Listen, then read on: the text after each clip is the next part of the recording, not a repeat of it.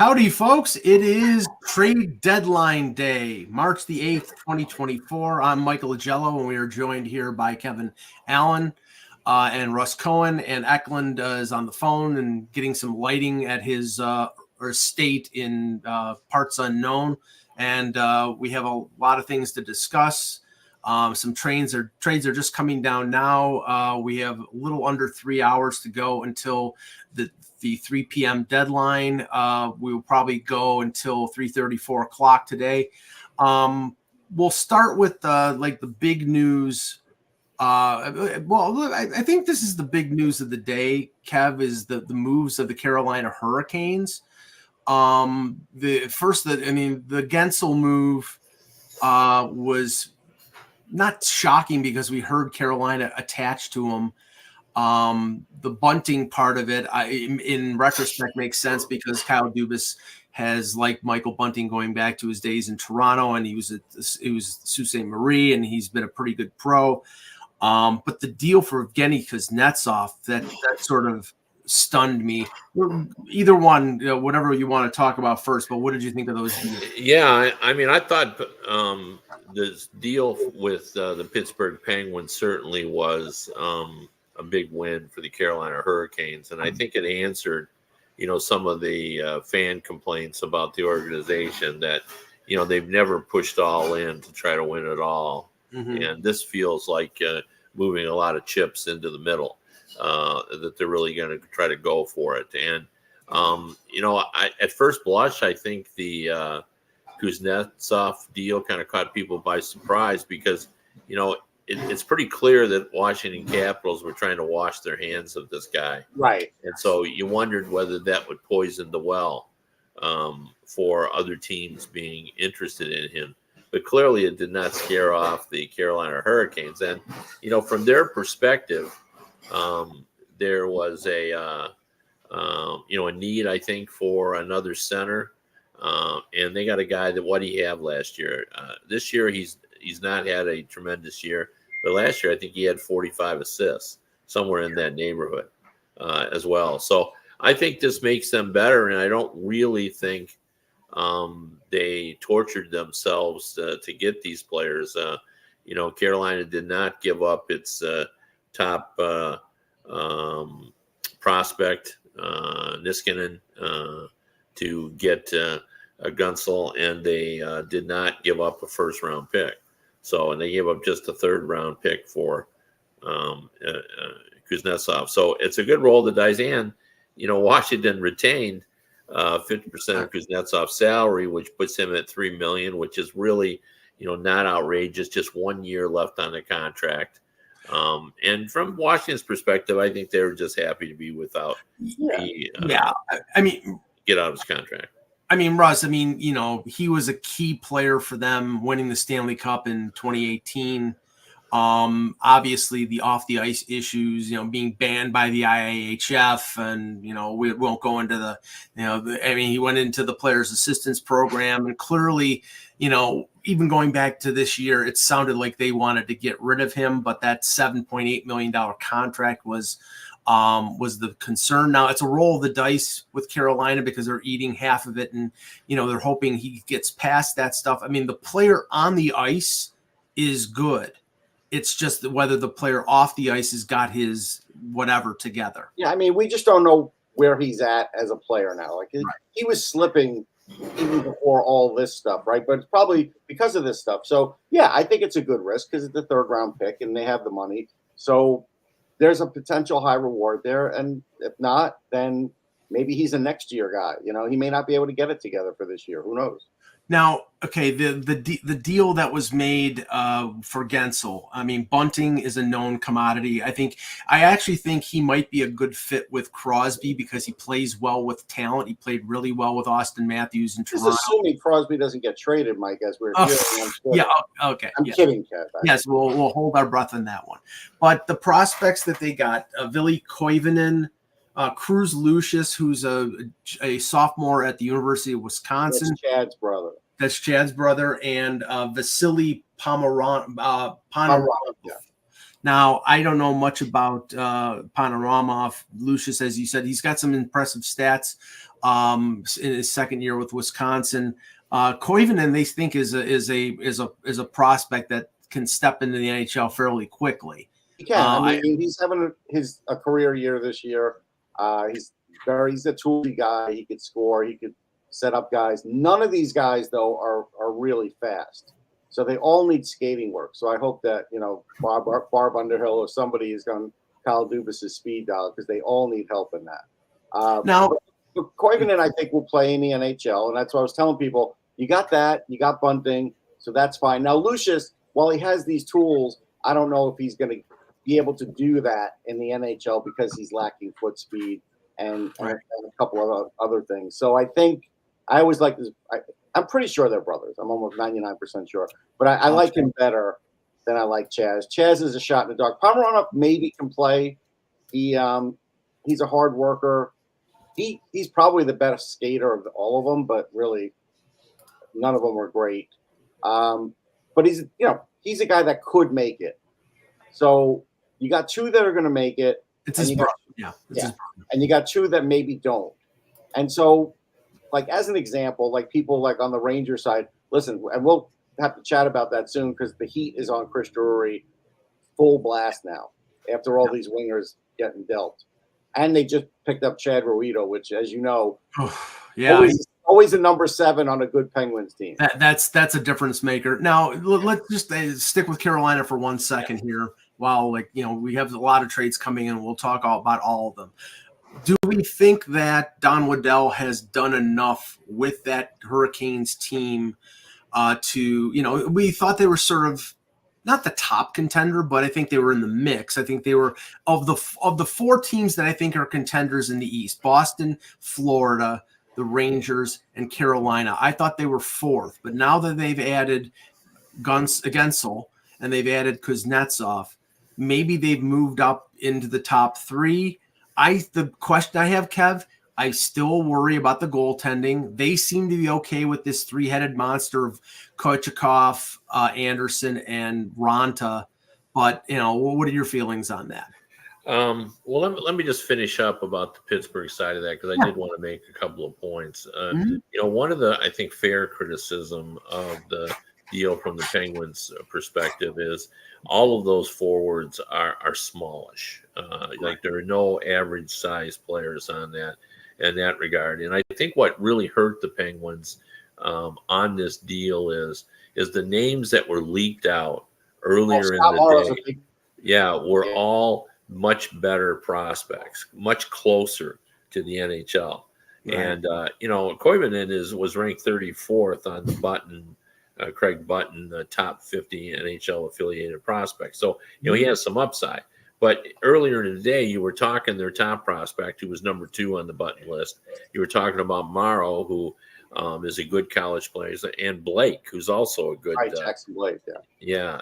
And when the deal came down, and none of those players were on there, none of those players who were the Carolina Hurricanes' top 3 prospects, it looked like Dubas had gotten shortchanged, particularly in conjunction with the fact that a lot of people who do know the scouting community, like Russ does, said those players are not, all of them are a little small and aren't great skaters, as Russ pointed out. So anyway, just on that point.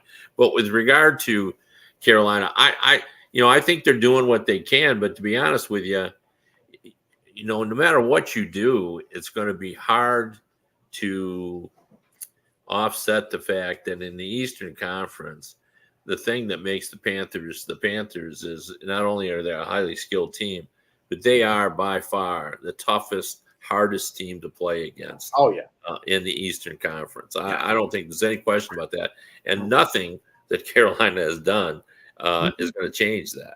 No. They're a more talented team, to be sure, with what they've done here. But that's the calling card of the Panthers is just, and I just saw them recently live, and man, there was no room on the ice. Every time you got the puck, you had someone in your face. Someone was in your face after the whistle. So you don't need to keep up with the Joneses and these. You got to keep up with the Panthers, and I don't know you can do that. One thing I think is I'm going to applaud Carolina because this is the first time in a while they've really addressed the offense by really saying, okay, we acknowledge that the last couple of years, if we had better offense, we probably could have gone a little further. Yes, the goaltending might. I think this year I feel better about their goaltending than I had the last two. I don't have a good reason why, but I just feel that way. Yeah. We welcome Eck live from this set of The Handmaid's Tale. This is a real quick for those. I never, we do shows here before, but never in high noon. And realizing in high noon the sun is directly behind me, I was really in silhouette, so I had to quick throw up these curtains. What do you think? That works. Yeah, it's good for a minstrel show. I'll say that. Yeah, they're stolen from my from the Land of Puppeteria set. So hey, I knew that. Where? What side of the planet are you on? He's live from Mars. Right side here. A little hot though, man. Just from like throwing those things up and wearing a tie and getting like getting geeked up here. So yeah, what have you guys been talking about? We were talking about Carolina getting Kuznetsov and Gensel. So well, it's interesting too. Yeah.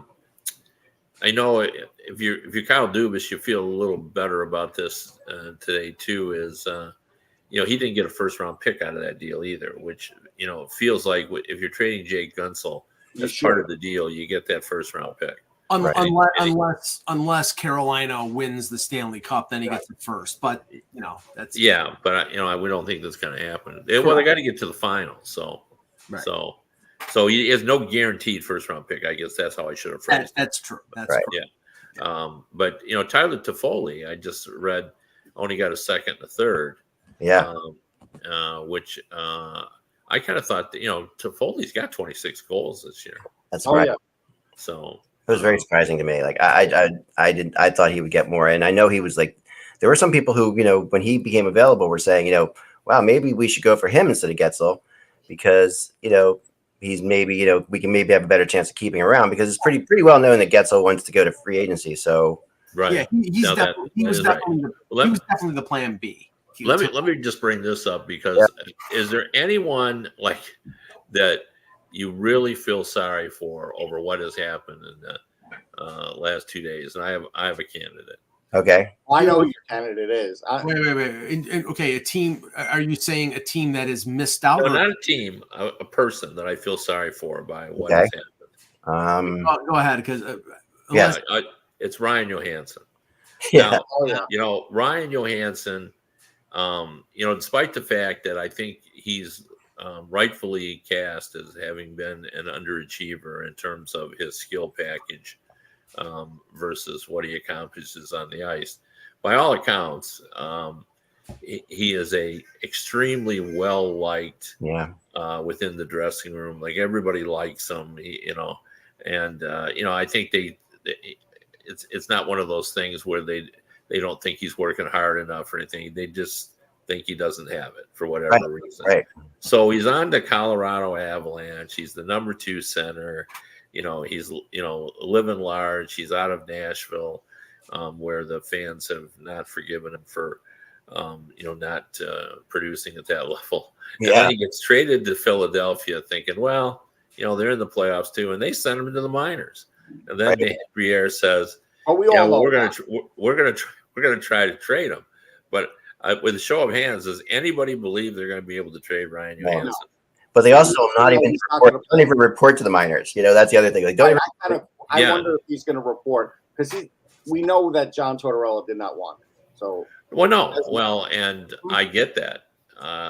So I mean he's not a John Tortorella type of player, but like he's he could be out of the game for the rest of this season. Could be if he doesn't go to the AHL. So, and then so I feel bad for him. It's kind of the seedier side of the business here is that he gets traded and he gets traded to a team that didn't want him. It's a complete dump of a salary. And, but I do have to mention the Devils here, right? Why don't you finish that thought for 1 second?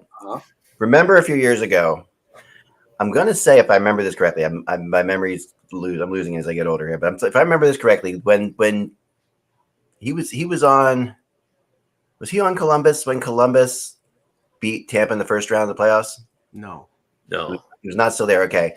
But there was one year I remember he was sent to Columbus, to sent to the minor league team in Columbus, wherever Columbus's minor league team is, and he absolutely tore it up. Like he had this incredible run in the minors and was brought back and suddenly played really well for them for a brief period of time.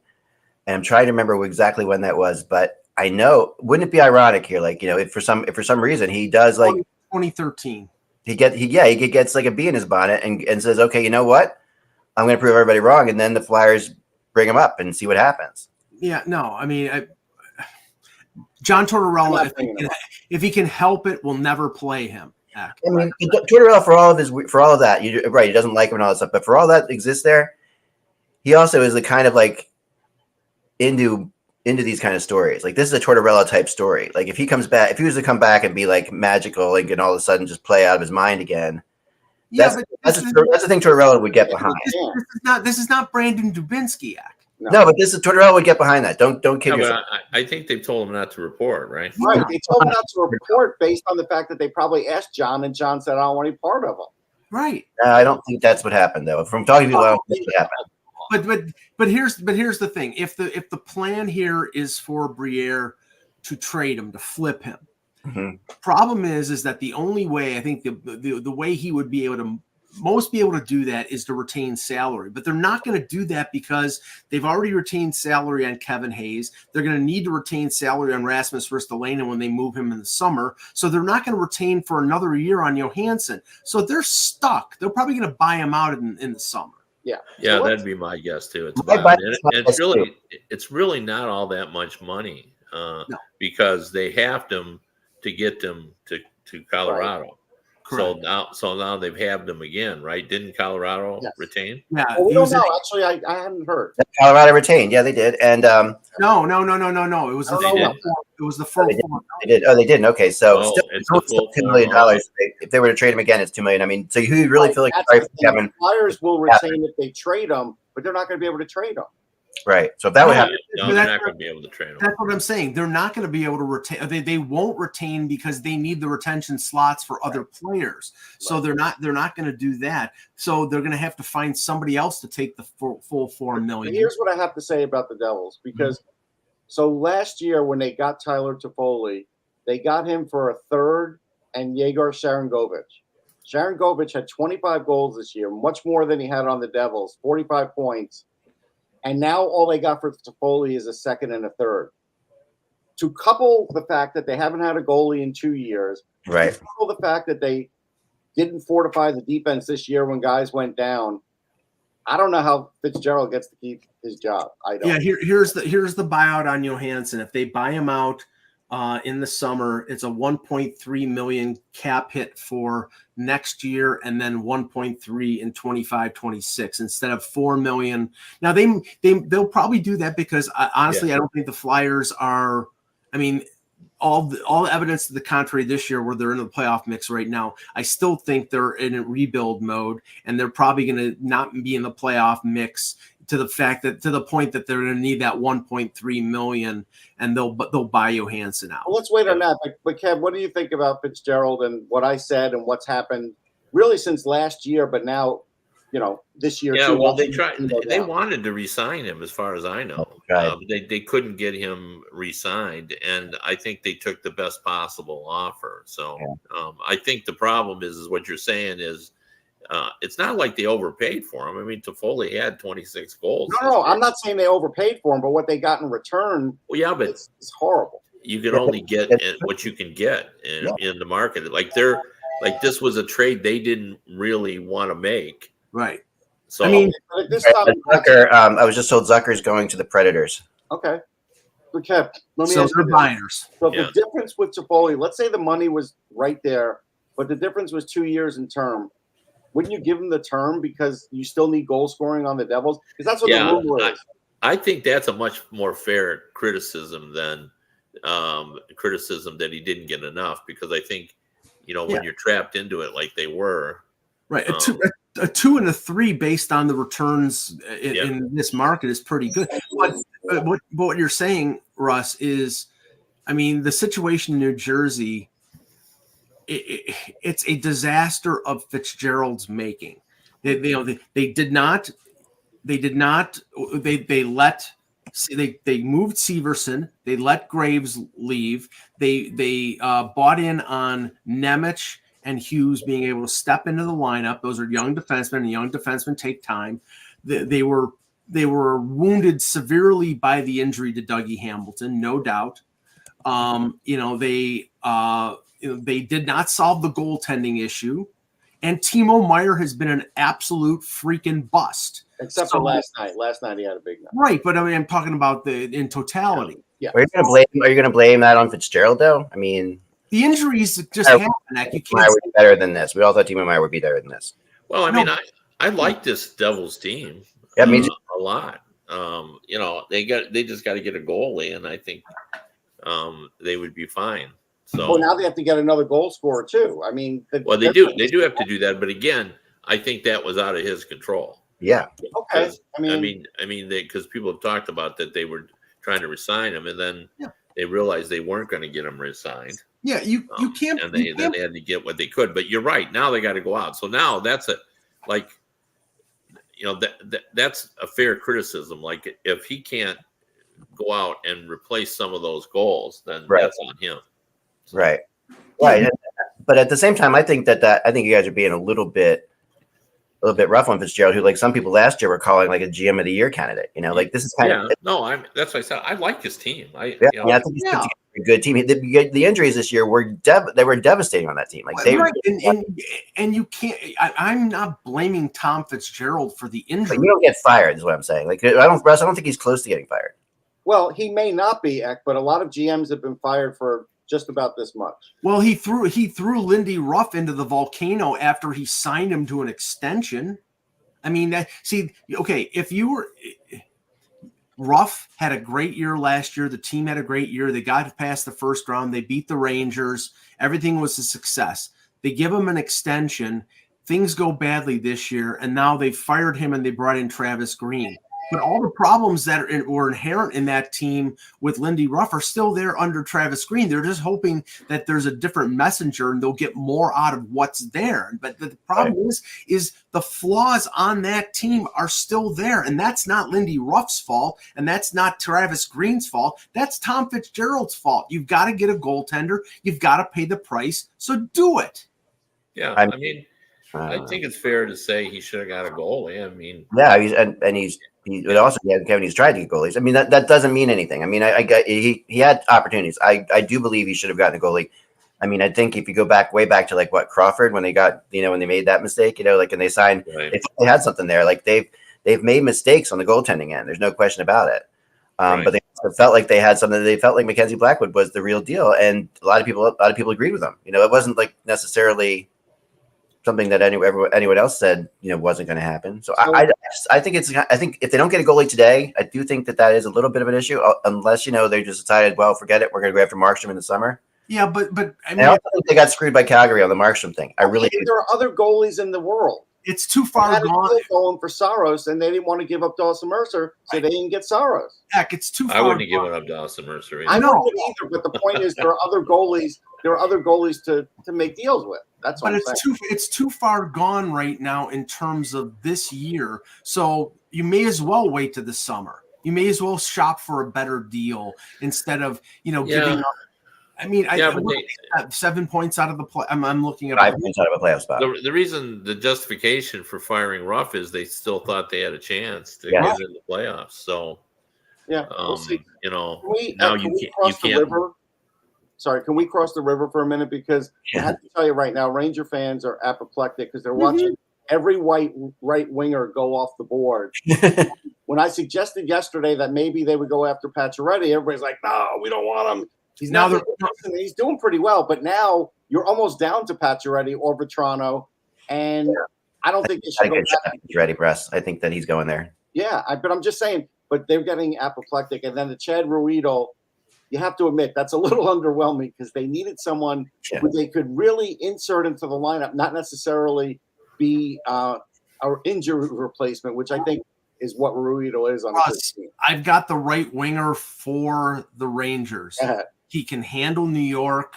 Yeah. He's an energy guy. I think he's a perfect fit. His name is Ryan Reeves.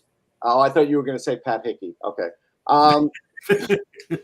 No, Wolf Payma. No, but I mean, I honestly, right now, the Rangers, I think they would accept. With everybody going off the board, they wouldn't take Reeves. No. Pacioretty. Pacioretty, they would accept. Absolutely. Pacioretty is a good fit. Because you know what? Here's the thing about it. For the same reasons they got Wheeler and it just didn't work out, Pacioretty in the playoffs is a pretty good performer. Yeah. And actually, I think, and this is me personally, because he's healthy, and I've watched him recently, and he looks good. If he's healthy, he could help out Mika Zibanejad and that scoring problem he has, because he'll go get the puck. Yeah. Right.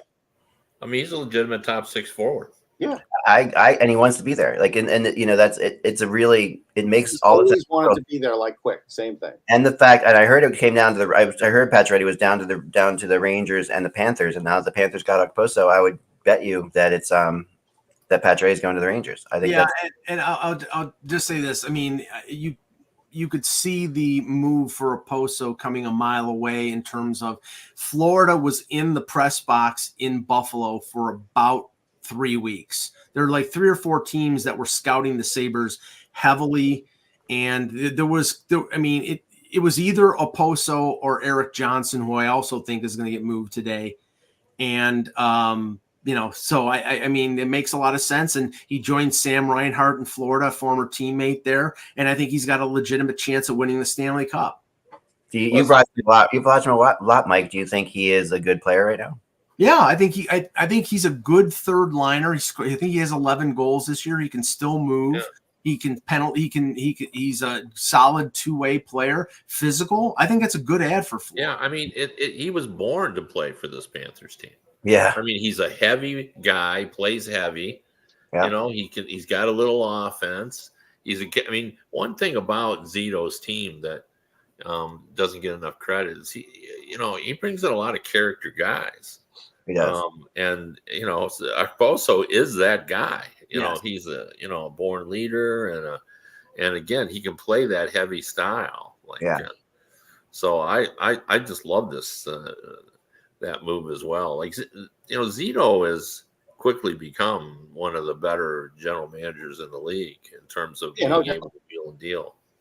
Yeah, I mean, and he's really kind of interesting, Kevin. Along with those, he's actually made Florida significant for the first time ever, honestly. Like, I really feel like this is the first time that Florida has been a team that, is getting mentioned in every trade rumor, is getting mentioned in all these different, Yeah. And that's never happened before. Florida, even though they had their big run one year, they've never been, they're significant now. Well, the biggest change is the desirability. Like, players want to go play for Florida. Right. Before, not even the sunshine could help the Panthers.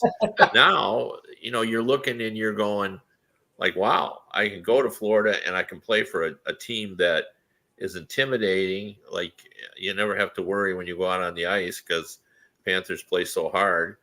And you get the sunshine, you get, a bunch of points, you get a chance to win the cup. Like, Florida's got it all. You get the no state tax. Yeah. Yeah, I mean, it's become like one of the more desirable places to go. Just a little ago when that was not all the case, that was completely different. Just like 5 years ago. Just a little detail here. The Devils are retaining 50% on Toffoli. It was a 2025 second and a 2024 third. So the third is probably for the retention. Right. So. Yeah, that's now. I think I'm looking up I think he was in the 3s. I don't think his salary was ridiculously high. So no, it was 5 point something. I think he's a UFA, so you're not talking about much money, right? You're talking about like just a little bit of money here. To for the rest of the year. For the rest of the year, it's not that much money, honestly. Well, no, but we're not talking about. I mean, he's 4.25, so half of it is 2.1, and it's proportional to what was remaining for the season. But you still have to fit that 2.1 in the cap. That makes it easier for them. Yeah, but they've got LTIR money. Yes, they do. They've got. We should talk about Nashville, the team that nobody knows what to make of them. But right, Barry Trotz is busy. I give him credit. And they nothing but win. They just win. That team lately, they're just amazing to watch. They're so much fun to watch too. They really, I mean, they've always been fun to watch, but this Predators team is starting to get that like magic that the Predators team that went to the Stanley Cup final has. I'm not saying that they're going to be there, but they have that feeling again. But obviously, Barry Trotz has recognized that the one thing that this team is lacking is offense. So they went out and got Beauvillier and they got Zucker. And those are two guys who can score goals. I don't think they're going to light the lamp like crazy, but that does help them. I mean, you needed more than Ryan O'Reilly and Philip Forsberg to drive your offense. So Kevin, I really wanted to ask you this because the Red Wings they've been in on a lot of things and haven't gotten it done either. Yeah, I don't know. It's hard to know what they've been in on. Yeah, I've talked to people and they have poked around to be sure, but we did know, we've known for a month that Yzerman was kind of trying to balance his natural aggressiveness to make deals with the idea that part of the reason this team has played better than expected is they have a tight bond. The room was good, so he didn't want to be too disruptive, but then we heard that he was kind of poking around in the top 4 defenseman category. And there are still a couple, but he wanted someone that would be a little harder to play against. And there are 2 defensemen left out there, Dumba and Chychrun, who would fit into that category. And Chychrun would cost more than Dumba. But so, they can still do something. I really felt that the guy they really wanted up front, if they are going to get one, would have been Buchnevich. But Jeremy Rutherford has said that his feeling is they are not going to trade him. Yeah, because the price is so sky high. Well, yeah, but I think Buchnevich is the type of player that Yzerman would like. Right. Oh, sure. Yeah. So I could see him, and he has a lot of history making deals with Armstrong.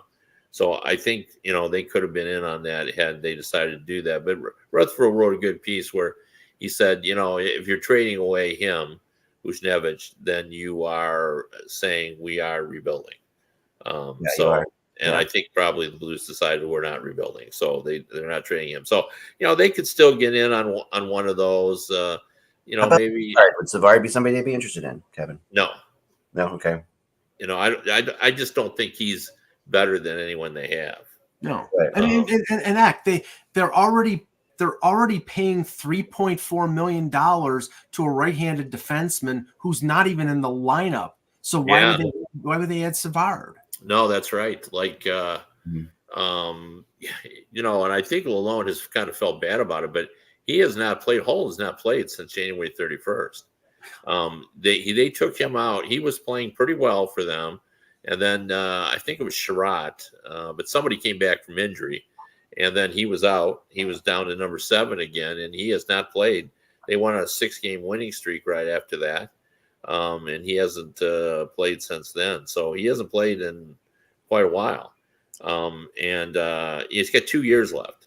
Like if he had 1 year left, they might have been able to move him, and might would be the optimum word, but I don't think they can. So.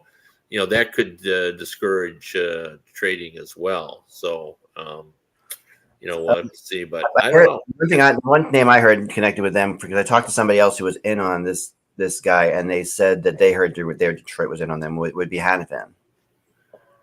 And on who now? On that, on Hanifin. Oh no, yeah, they would have been on him. But the problem with that is that Yzerman does not do, or has shown that he doesn't like doing long-term contracts. He eventually gave in and traded gave Larkin a long-term deal. But, they fought over it for a long time. I mean, DeBrincat came in on a 4-year deal. Right. Most people thought he was going to get, 7. Yeah. Like you've said before, Kev, the next long-term deal he's giving out is to Seider and Raymond, because they're 23? Right. I mean, for sure. Unless Seider doesn't want one. Right. There's a story that's kind of breaking right now, which is the Vegas Golden Knights are being extremely aggressive on trying to get another player. And how much you want to bet it's Riley Smith? Well, they're actually after 2 former Vegas Golden Knights, two legendary Golden Knights from the OG Knights. and that would be Riley Smith and Alex Tuck. They've talked to Buffalo about Tuck and Pittsburgh about Riley Smith. Yeah, I was told off, and I talked to somebody this morning who said they really were not happy about not getting Getzel. They really thought they were going to get Gensel. And I find it very unlikely that the Sabres are trading Alex Tuck, because Alex Tuck might be their next captain. Yeah, no, I think that too, and I know he loves to play there. And what's his contract status like, Mike? 2 more years at $4.25 million. So that's what I mean. The Sabres right now, as an organization, have a tough enough time getting veteran players to come to Buffalo, and to trade somebody who actually wants to play in Buffalo would be disastrous. But the Knights are in trouble right now a little bit. Like, people don't really think. Do they have an unlimited funds? Like, did the league just say they got 407 guys on long-term IR. Right, and they've got 23-person roster. Being on LTIR, they've got $4 million still to play with, and apparently, when you prorate that, they could sign anybody basically. Kev, they have guys who haven't been born yet on LTIR. Yeah, I'll tell you. Well, I loved the meme yesterday, and it turns out it was inaccurate, but someone pointed out that Stone gets injured on precisely the same date every year. And then it's always said that he won't be back, and then he comes back during the playoffs and all that. But someone pointed out that it was not. But there is a mechanism in the league, Kev, that the NHL checks on whether these players are actually hurt. For sure, yeah, you got to submit medical reports, and But like I said before, any NHL player that goes to any doctor in the world, they're all injured now. They all are hurt. I mean, who's not hurt? Like you and I go to a doctor, if we hurt our leg or whatever, and they don't hurt their leg 10 times worse than ours, and they're playing. There's a difference between my shoulder being sore and having a lacerated spleen. Of course, no, and I'm not saying that Stone is faking the lacerated spleen. Right. I'm just saying that they have guys that will play through extreme injuries. We know that. I mean, I've told the story before on this show, as a matter of fact, but it's been a while, and I'll retell it because it just explains the point that Eklund is making, and that's a very valid one.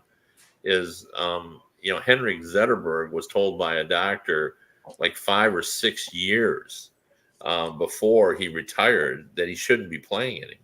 Right. his back was so screwed up, and it was a mess.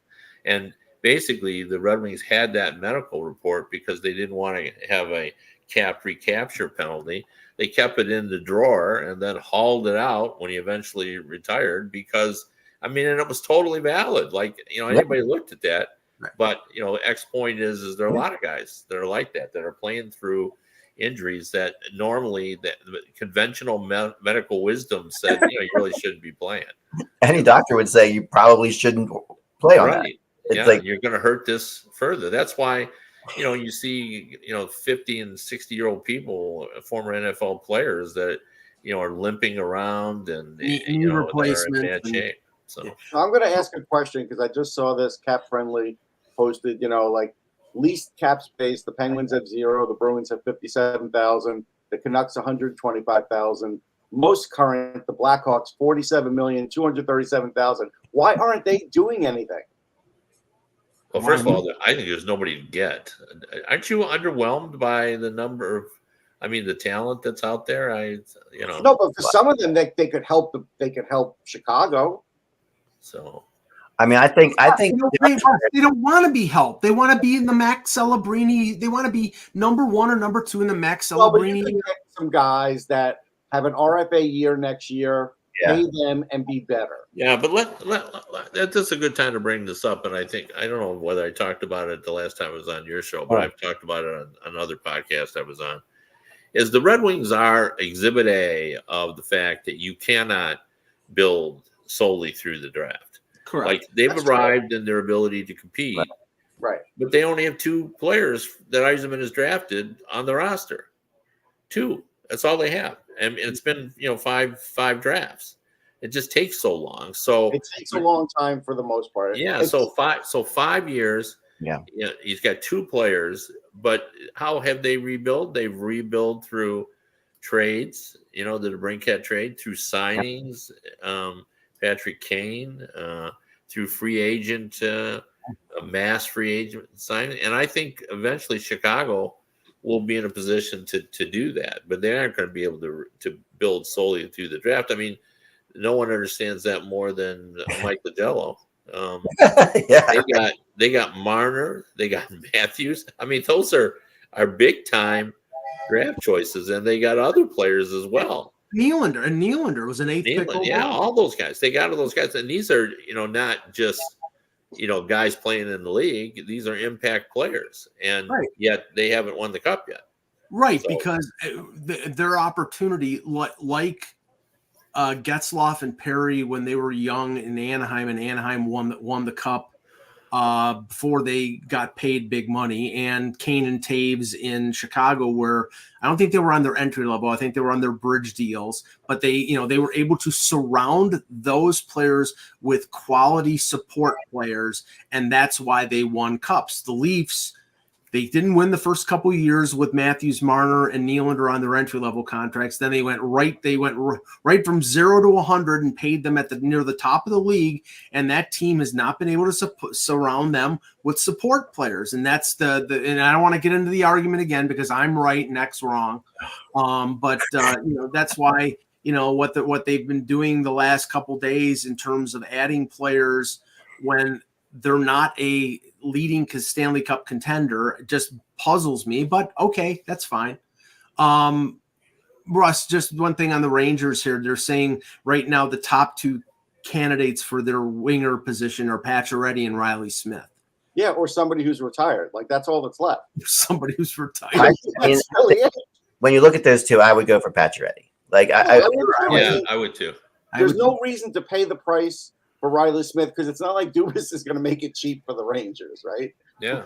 And I think Vegas should consider Riley Smith. Like, I think that would be an interesting move for them to take. That's right. Any penalty kills for them, and it would be a really good. Like, right now they're in the final wild card spot. They don't look very good. Like, I watched a lot of that Canucks game last night. They did not look very good in that game. I know they've added players. It's going to take a while maybe for them to fill in, but they could fall out of the playoffs here. They're a Stanley Cup champion team. Yeah.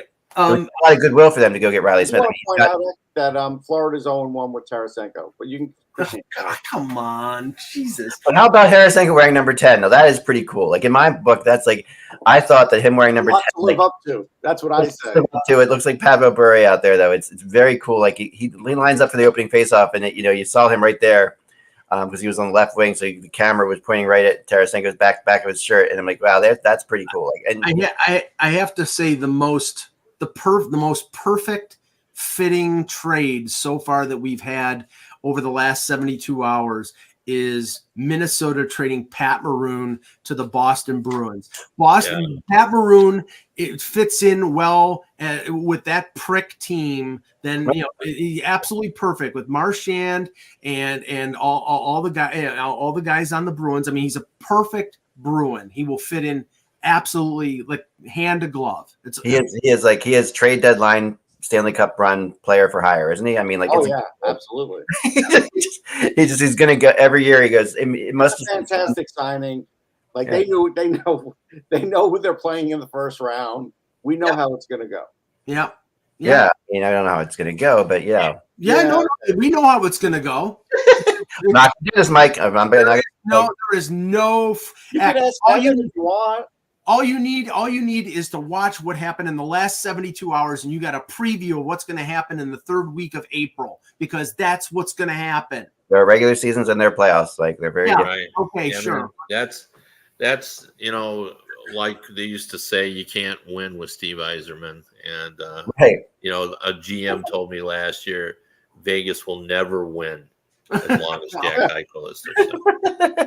So. Win. They'll never win. And people have lost sight of this, but Yzerman used to get blamed in the late 80s for the playoff struggles. I remember my dad would blame him. My dad was Yzerman was blamed. And then what happened was there were rumors floating around that he was going to get traded to Ottawa. Yep. And then all of a sudden, like, Detroit had to actually come to grips with how they really felt about him, and that's when they decided, that's our Steve Yzerman. We can't let that happen. And then they loved him. It was I believe it was a Tuesday when they decided they loved them. They lost in the first round of the Leafs in '93. They lost to San Jose in '94, and then they made the Cup final in '95. Right? They lost to New Jersey. Yeah. Yeah, but that was what that was the turnaround, and then they won the 2 consecutive cups, and then all of a sudden he was Captain Steve, and he was the Rangers have made a trade, according to my. Yeah, I mean, my point of all that is obviously there are just hundreds of examples of people saying they couldn't do this, they won't do that, and it's there's plenty. It's sports. So the Rangers get Nick Paton. The Rangers have got Nick Paton for the Minnesota Wild. Okay, this is Nick Paton for Nick Paton. Yeah, I Turner mean, Ellison. Here's Okay, the thing about Nick Paton. I mean, he was a real good prospect like 5 years ago. Yeah, he's undersized. He's fast. He's not really great at anything. His parents have an Italian restaurant, so give him that. This is a Hartford for Iowa deal. That's what it is. Well, Nick Paton, not necessarily this Nick Paton, but Nick Paton gets traded every year. It's the same guy that kind of guy gets traded every year. I totally understand what you're saying. Malcolm Subban, Chad Ruedel, that's all. They move around the chessboard. They're the pawns. This year's Nick Paton. I can tell you right now, if the deadline were to end right now, Bush Brewery would not get a good favorable grade from really anybody. No, they're about to burn down MSG. I mean, the big question is, would the Flyers move Scott Lawton to the Rangers? That's the other thing I keep hearing too. No, I don't even know if they're moving him. I say it's 90% they're not moving him. Didn't they?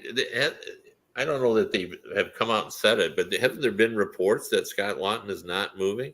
No. I think there has been. No. I think I just read a story about that. No. And there are people who are speculating that he's not moving, but I just talked to them yesterday, and no. And Elliott thought that before the game yesterday that he might get pulled from the game because there's still interest in him. And he is hurt a little bit, but the reality is he illness. He would take a first-round draft pick, so yeah, they're probably not moving him. That's basically what it comes down to. Yeah, okay. But for a first draft pick, they would. If the Rangers get past ready, that's good enough. Yeah, I mean, I agree. But again, I think Ruedel is a little low on the scale. I think they need something better than that. I mean, this is just to win a cup, Kev, not to just get to the Eastern Conference Finals. I think they could get to the Eastern Conference Finals, but to win a cup, that's a different story. Yeah, and the Rangers, there's the bar is always higher for the Rangers when it comes to player acquisition. Oh yeah. The Rangers, they should be able to go out and get people. Ranger fans have been spoiled for years with a lot of big acquisitions. Yeah. And so they expect big acquisitions. And when they don't get it, it's kind of like, Yeah, but in this instance, Russ, they are a contender, and you would think that they would, this is the time. It's not like when they're a borderline playoff team, and like a team we were just talking about, where a team that doesn't have a legitimate chance to win the Stanley Cup makes a move for the sake of making a move. This is a team that's they've got a goaltender, they've got a top 4 defense, they've got one of the best players in the league in Panarin. They're going to still tell you we need a top line right winger, which is true, but they could get around that if they had to, with what we were talking about, and they need a third line center. Well, okay, they got Wemberg, that's okay, but again, these are not names that are going to say, okay, this is going to win me the cup now, and that's what they're sort of looking for. Let's talk about the other New York team too. Yeah, they're only a couple points back now. They're catching up, but they need to do something, Kev. And I thought that's what I'm saying. Yeah, I know. I put out a way that they could upgrade their defense, and it's funny because I just said I wonder. And Islander fans on Twitter are so tense, Kev. They're like on a hair trigger. These people don't know what to do with themselves, and so honestly. Look, if you think Mike Riley is a great defenseman and you want him extended on your team, fine. But I'm just saying they could do better than Mike Riley, and they definitely need to get someone like Cal Clutterbuck out of the lineup for another scorer. If they really want to make a push here, because they need more scoring. Yes, Horvat's done better lately. We talked about Palmieri.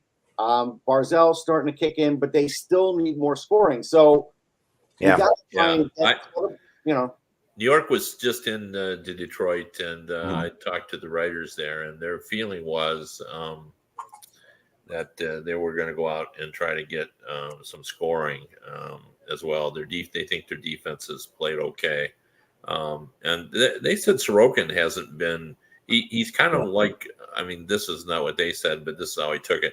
Kind of like Shesterkin last season when, you know, he seemed not quite the same. I mean, he was still Shesterkin, but and I think that's what they think about. Like Sorokin hasn't been as you know, much like Vasilevsky has been this year. But they have a great backup who they could go to. They could go to Varlamov in a pinch, and nobody would blink an eye. Everybody would be like, okay. No, he's played very, very well. There's no doubt about that. But I'm with Russ. I think the Islanders got to do something. I think Lamoriello wants to do something as well. I mean, he's you know, he has not dipped in the fountain of youth. He's still getting older. Yeah, I think Lou's making calls. I have a name for them. I have a name that I've been following, that I've been chasing down today, and it's ironic that the phone call I just left to take, I mentioned, but talking about this, so when I came back and talking about the Islanders, pretty timely, Kevin, is Alex Kerfoot. And Alex Kerfoot would be a main name, would make a lot of sense. Lou's had him before in Toronto. Lou loves players he's had before. And he also does add some scoring. He's not expensive cap wise, and he does add a lot of. He's kind of a perfect Islander. No, he's pricey. Like he's 3.5, and he's got another year. So and that's the problem with the Islanders is he's got the other year. Now, if there's money going out, like if they're trading a Pajot, but then I don't know what the benefit of the deal is. You want to add a Kerfoot, you don't want to add and subtract the same point. They need to add players, and I don't know how they do it because they're right up against it. I have a question. I mean, a legitimate that I really want to know the answer to question from Mike, and that is Casey Mittelstadt for real? Like, he's had a really good year this year, and he's played really well. And Colorado believes he's the answer for them. And I really don't know whether he's for real. And I know you see them regularly, so I mean. What's your thought? Is he the answer? I think he is a really good fit as a number 2 center behind McKinnon. He's an excellent playmaker. He's not a great goal scorer, but he's good enough. He's improved dramatically over the last few years with Buffalo. I mean, they rushed him.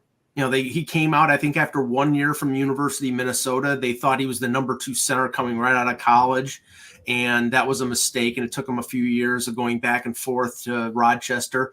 But yeah, I think he's for real. I think he was the issue in Buffalo was not that they didn't like him and not that they didn't think he was a good player. They'd already paid Thompson. They'd already paid Cousins. They had them both locked up long term. They had Peyton Krebs as their 4th line center, who I think they see as being able to play higher up in the lineup. They've got Yuri Kulich and Savoy and Ostlund in the pipeline. So they were stacked at center. And if you look at their depth chart of their organization past Ryan Johnson, they had nobody in the pipeline on defense. Now their top 4 defense is really good. So I don't think – and the thing with Mittelstadt was he was 1 year away from unrestricted free agency. He's arbitration eligible this summer. They were either going to have to pay him or trade him. And Adams apparently came out and said last month that he was interested in making hockey deals. And right now that's the only hockey deal that we've seen at this deadline. I mean, that was a 1950s trade. That was a beautiful. I mean, I think it was an extremely beneficial deal for Buffalo. I give Adams credit because Byram is retainable for 3 more years. He signed at 3.8. He's really good. I mean, the only question with him has been the injury issues, the concussion problems. He seems to have gotten over that. Now he comes over in his first game. He scores a goal and an assist. He's very happy coming to Buffalo. He's got friends on the team. I think it was a good move for both teams. Yeah. Okay. It was. Yeah. I know that was a trade that was a hard trade for Don Granato. I talked to Don Granato, but it was a hard trade for him to swallow. Like he honestly, as much as you want to get Bo Byron, he worked really hard with Casey Mittelstadt. He's the coach that really. I mean, if Casey Mittelstadt's going to thank someone in the future, I think Don Granato's going to have a lot to do with that. And he's known him since he played in the U.S. national development programs. He's known him since he was a teenager. Yeah, no, I mean, I was in the scrum in Toronto on Wednesday night, and he was excited about bringing Byram in. But yeah, I mean, they worked a lot with Mittelstadt, and he was a good kid and player. So yeah, but they gave up talent for talent. I said, you worked hard with Katie Mittelstadt, and his response was, well, he's really, really good. He actually does. So to answer your question, Kevin, like Don Renato thinks he's really, really good. Yeah, I mean, I like Mittelstadt. Well, he's always had the talent, but I think he's finally realized it, and I would be shocked if Colorado doesn't end up signing him to a long-term extension. He just needed to get stronger and faster, and he did. And it shows. We got to talk about the Coyotes though, because again, Russ, let me just put this in, and then you continue. Sure. Okay, so the Zucker deal, they traded Zucker to Nashville. Zucker, Red Wings made a very small trade, Kevin. According to this, they traded Klim Kostin, to the Sharks for Radim Simek and a 2024 7th round pick. Okay. So.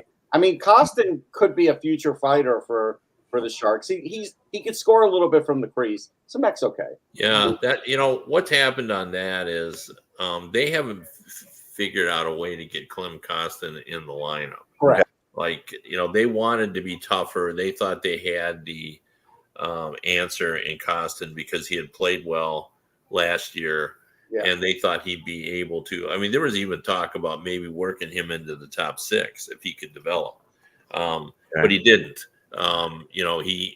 He's it can be tough. Everyone liked him when he played okay, but he couldn't fit into that lineup. So I would suggest that probably means that they've got a handle on somebody else that they might bring in who's going to add some. I mean, look, everybody's still looking for the next Tom Wilson. I mean, the Rangers have Matt Ranky now. Yeah, everybody's still looking for that. That's because earlier in the year, Kev, wasn't Kostin playing regularly and playing pretty. Yeah, well, they got him in. I mean, they liked him. I mean, they really did like him, and they thought it changed their team when he was in the lineup. They just, they had a fourth line where they've got, like Fabre and Sprong, who are going to flirt with 20 goals. Yeah, right. So there was no room in the inn, to get Kostin in. Would you be interested in Pacioretty? So they could be. That would make some sense, to be honest with you, because they want to be tougher, harder to play against, a little more belligerent, heavier, that kind of thing. So if you take Kostin out of your lineup and move people down, I mean, it's just going to make that fourth line even better. I mean, someone's going to have to go down. Joe Veleno who has replaced Larkin during his injury on the first line, he could end up back on the fourth line. Through this, if they got a player like Pacioretty. That'd be interesting. Okay, going back to Arizona. So the Zucker deal. All right, 1 second. Zucker, he's not having a great year, but he scored 27 goals last year.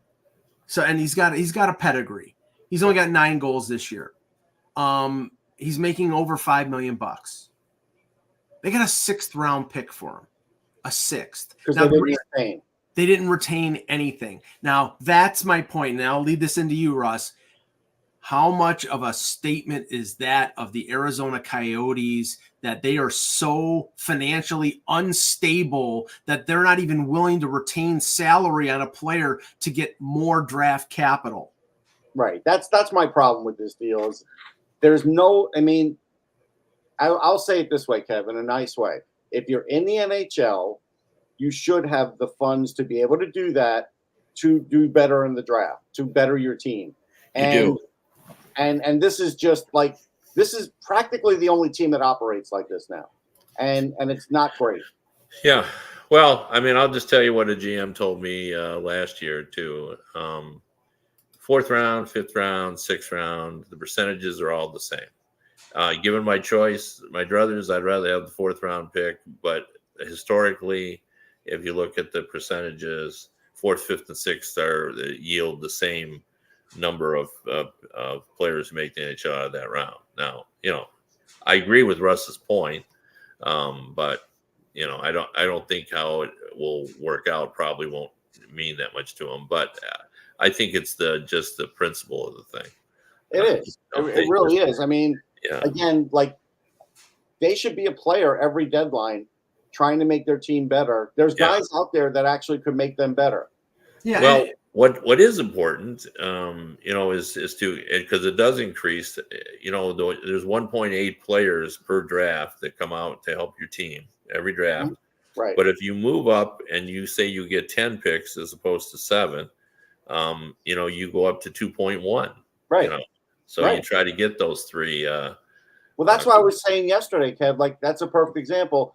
We mentioned like the Leafs have 2 picks in 2025, and the Flyers right now have 11 this year. You want 11. Sometimes you want 12 or 13. Yeah, you do. I mean, because that increases your percentages for sure. Yeah. Well, okay, just for shits and giggles, for the next 3 years, the Coyotes have a 1 in 2024, a 1, 3 seconds, 3/3, and 2/4. In 2025, they have a 1, 4 seconds, and 2/3. In 26, they have a 1, 3 seconds, and 2/3. They have 20 picks in the first 3 rounds in the next 3 drafts. Yeah. Now, here's the thing. Do you think they need to maybe convert some of those picks to players that are actually playing on their roster now? I mean, they may do that if they move. Well, right. Well, yeah, that's the thing, Kev. I think it just comes down to they got to figure out a way to get the guy to sell the team. Right. I mean, I'm a big draft guy, obviously, but pardon me? There is a point where you have collected too many draft picks. There's always a point. Yeah, no, for sure. And you've got to, they're assets, and you've got to, turn them into players one way or the other through trades or, whatever. But well, they're going to have to resolve this at some point. Yeah. Now, there has been reporting that Bettman's going to be there Friday to have a big discussion. Oh, I haven't heard that. The latest piece of land that a month ago we heard it's close. They're bidding on it. Like, where's that? Yeah. Yeah. No, I know it's just continually a mess. Yeah. Well, this is, as I've said before, it's all about money. Yeah. We've got a new plot of land that we're putting a bid in on. Where is it? Los Alamos. I will say this. I saw this last night on my feed, and there's somebody with the last name of Prouse that is leading the Atlanta group. And he said if the NHL agrees to expansion, that they'd be able to house the team in 27-28 as a new franchise. So if that's one of them and Salt Lake is the other, then they still need to find a place for, at least one team to move to. But Kev, does it seem like those are the two, Salt Lake and Atlanta? Well, I've had the impression that they're intrigued by Atlanta because they hated to leave there. I know people think, well, they failed twice there, but it was the circumstances. And I remember sitting with Gary Bettman and chatting about this, about how much they wanted to stay in Atlanta. And then it became clear, they tried to the ownership didn't want anything to do with it. They couldn't sell it. Nobody wanted local ownership. And so they went to a place that was already set up. Because that's part of the problem. I brought this up before. I mean, everyone thinks, well, you can just slide in anywhere and start, but it takes you a full year with season tickets to hire people and everything else. Oh, the Winnipeg Jets had all of that in place. Right. So they could just move there. That's why they were able to go there so quickly. But, you have to give a new city time to, things like printing. Well, not anymore. We don't print tickets, but in the old days, it used to be printing tickets and those kind of things would take forever. But now it's just getting a marketing staff as well. So you got to make some decisions together, Kev. It's like putting your website together. It's putting all those things. Right. Even hiring a staff. Like I've talked to presidents who told me it just takes months. And the schedule is harder than you think because the building.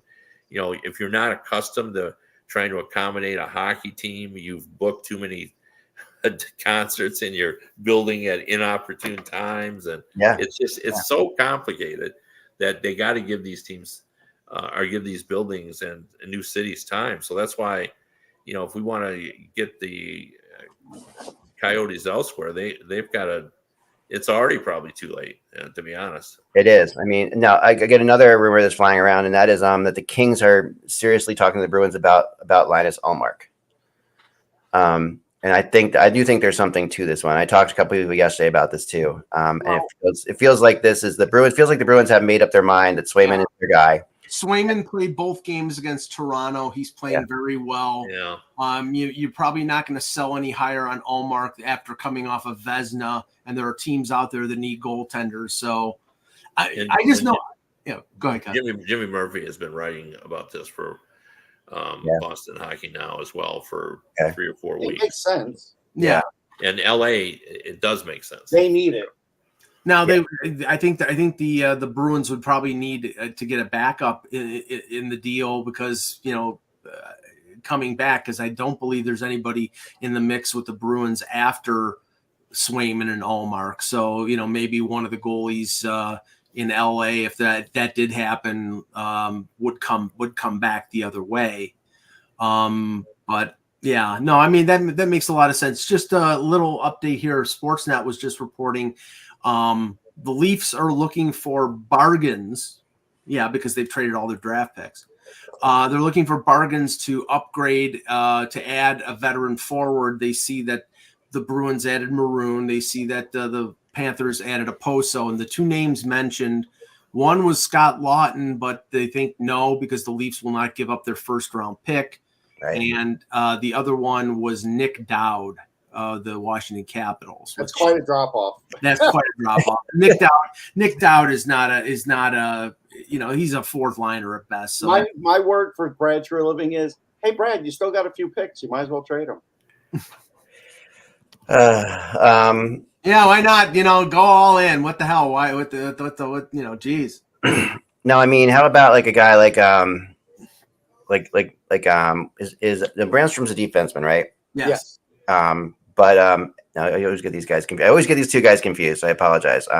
But Brandstrom, and then there's Barabanov. Is he a defenseman? No, he's a winger, but he's not the type of winger they're looking for. He's a scoring, smallish winger.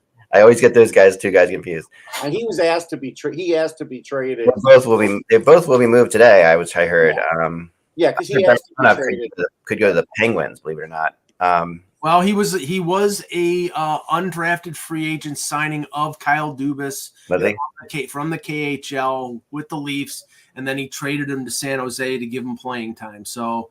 Again, all these general managers, they have the connections to these players that they know. They will always find a way to bring them back, just like Michael Bunting. Well, it's like anything, like if there's two players out there and it's 6 and somebody you're going to go with somebody Yeah. If you know somebody, you're going to go with them, right? And that's worked for some people, hasn't worked for others. Yeah.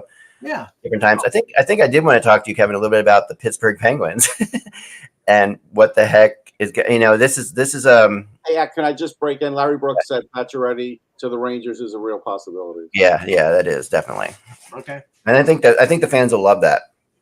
Some are going to hate it until he plays. They hate the idea of it. See him play, and they're going to love it, though. I mean, they're going to see him play, and then they'll like it. That's what's going to happen. Yeah, right. He did say from someone who would know.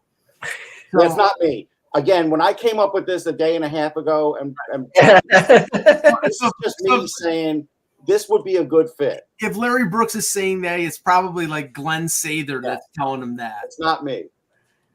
It could be Pacioretty, Pacioretty. I mean, or Pacioretty's agent. I mean, people don't know how much the agents call around on today. Oh, yeah. This is a big day for agents to call GMs and say, hey, my guy's available, give him a shot, that kind of thing. And that's not considered tampering.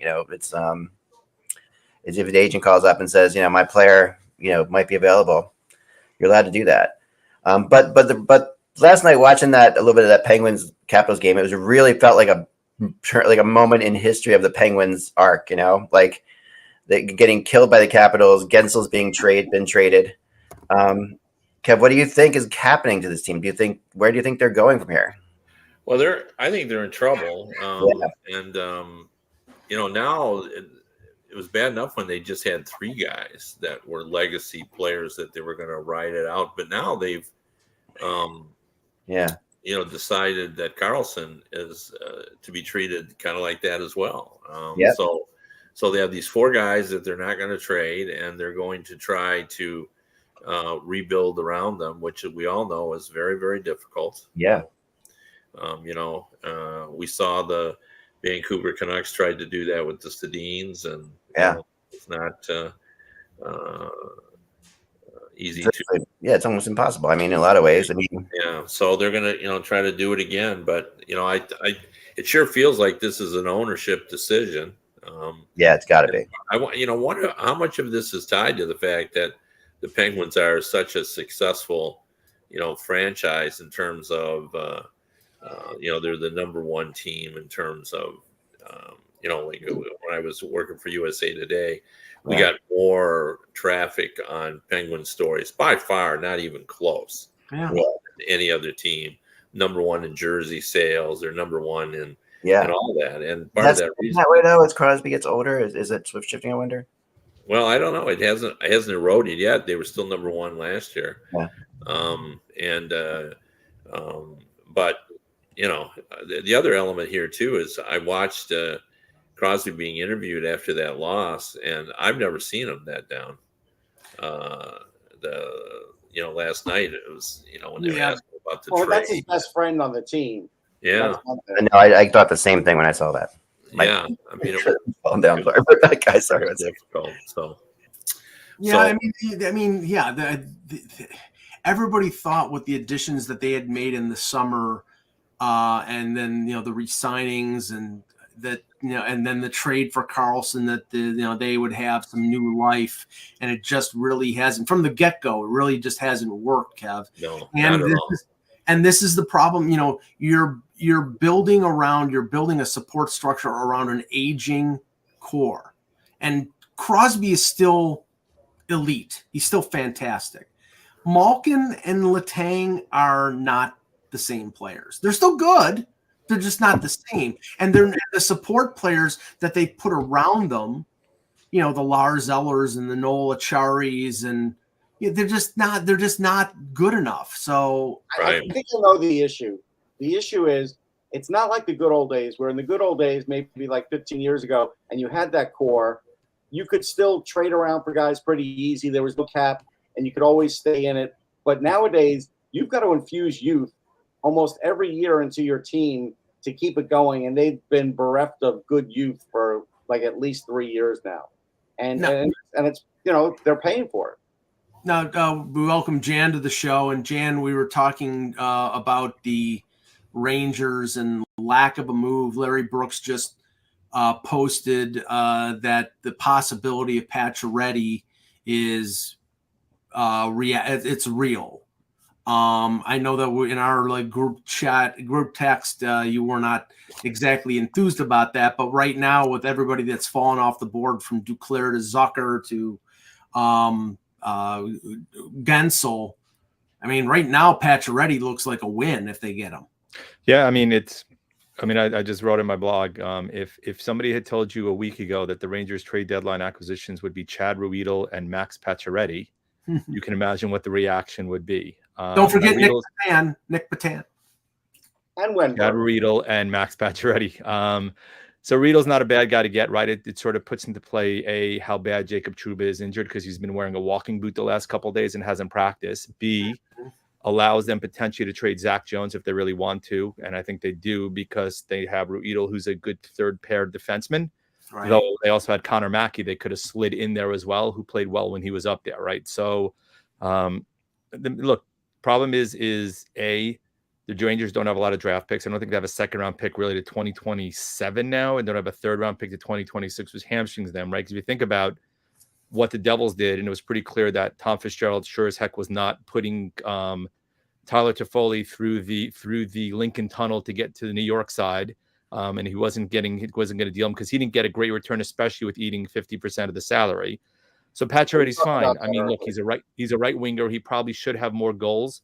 But the issue that the Rangers have, as Russ and I have discussed, is the lack of speed. And he's not going to give you that on the first line right wing. He could shoot, and he probably would be an improvement, would allow you to slide Kakko back to the third line if you wanted him, which would be a decent third line of Cooley, Wenberg, and Kakko would be a pretty decent third line. But when you think about the names that have been mentioned, right? Gensel, Russ and I talked about yesterday in our group chat also was, Carolina gave up a lot of B-level prospects, and they also did not give up a first-rounder, and there was salary retention. So it makes you wonder what Kyle Dubas was doing there, and if the Rangers were really willing to give up the first and Offman, probably would have been a return. I mean, they've missed out on Tyler Toffoli. I mean, not that I really wanted Jason Zucker, but Jason Zucker is now off the board. So you start checking boxes of right wingers. Well, there was no retention, Jan. There was no chance. No, right. I know that, right? And that was a sixth rounder went back to Nashville, who's now going for it, right? So you look at right wingers.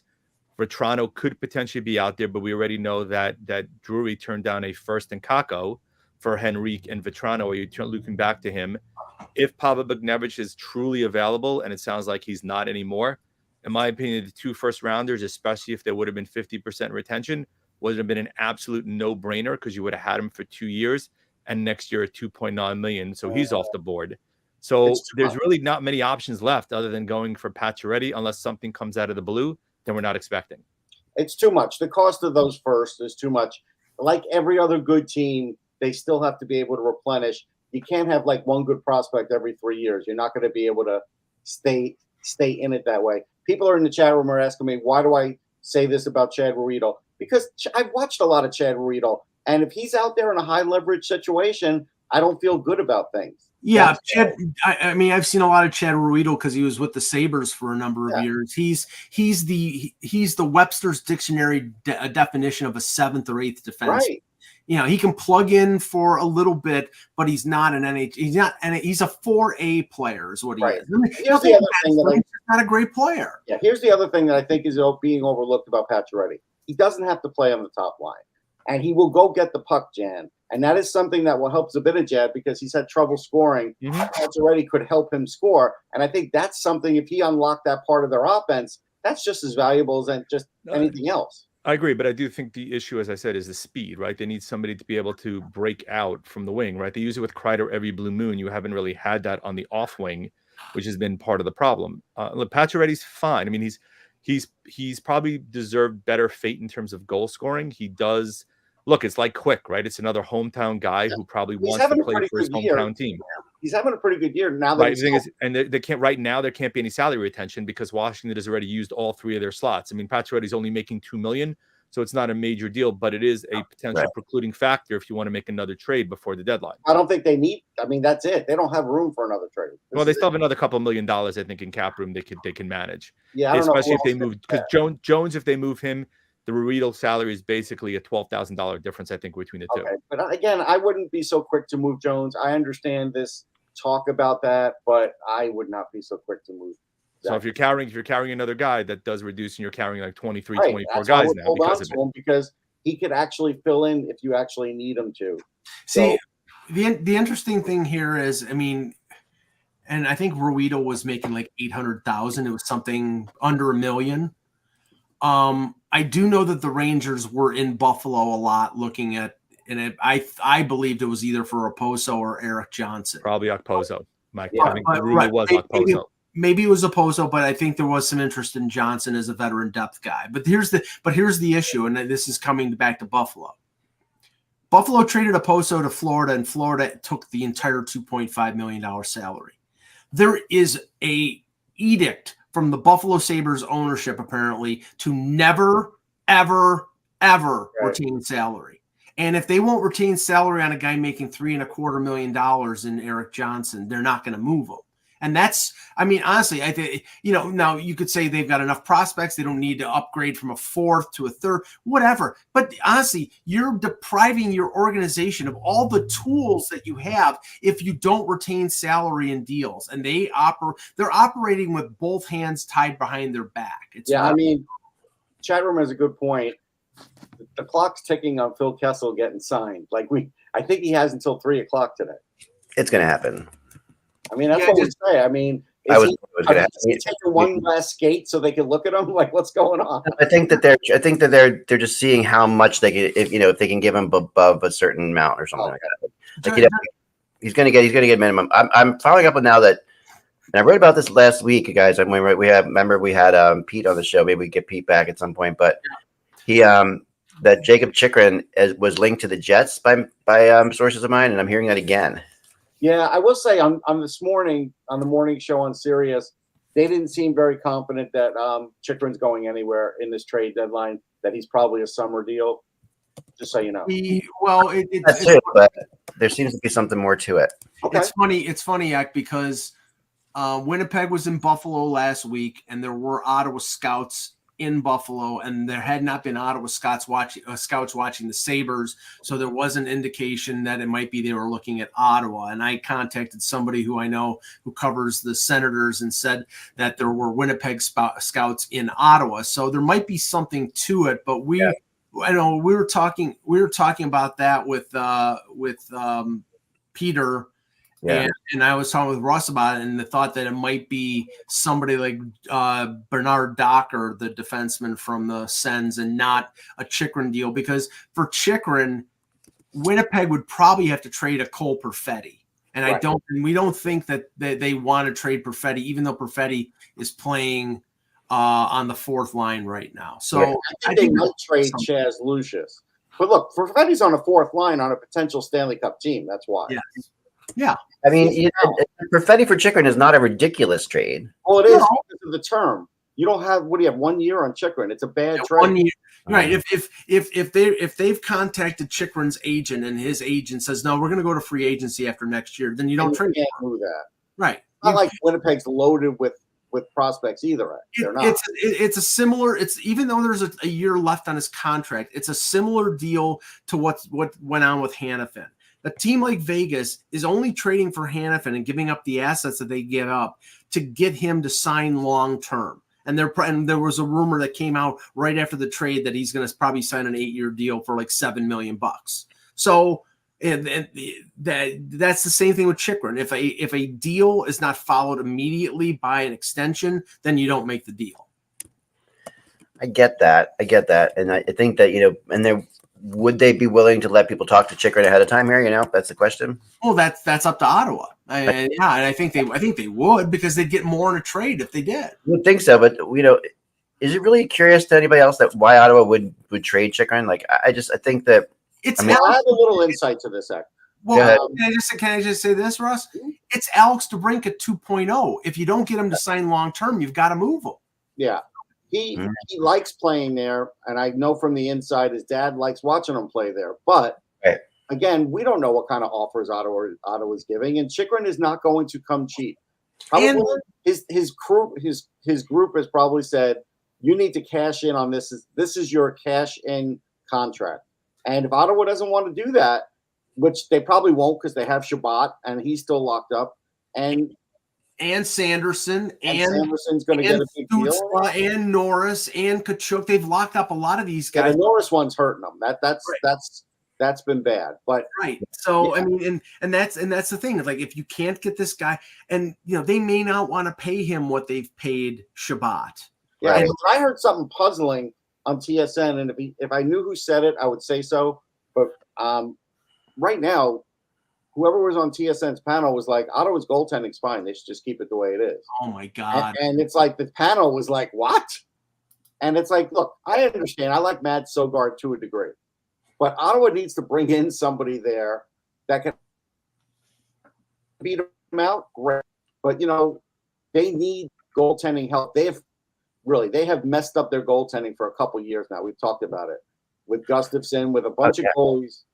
They have not found their goalie. And it's hurt them because they have all these young prospects, and you want to try and win when you're not paying all these guys their big money, and they've not been able to do that. Yeah, just to explain something that people on Twitter and in the chat were mentioning, the Leafs are doing a paper transaction to send Matthew Nyes down to the Marlies. It's a paper transaction, meaning he's eligible to play in the AHL after the season if they get eliminated. I mean, if they make a deep Calder Cup run, they probably want Nyes to play in the American Hockey League. Also, it allows them to be able to, send them down before, now temporarily while they move things around if they have a deal to make. So right. They're not sending him down because he's not playing bad. He's playing on the top line. They're not sending him down because they have an imminent deal either. That's the other thing. They're sending him down more for the market. Well, to give him it's a dual thing. It's to put him to the Marlies and have him be able to play in the AHL playoffs, but it's also to preserve some flexibility that if they make a deal, they can fit that in temporarily and then move things around to bring him back. Right.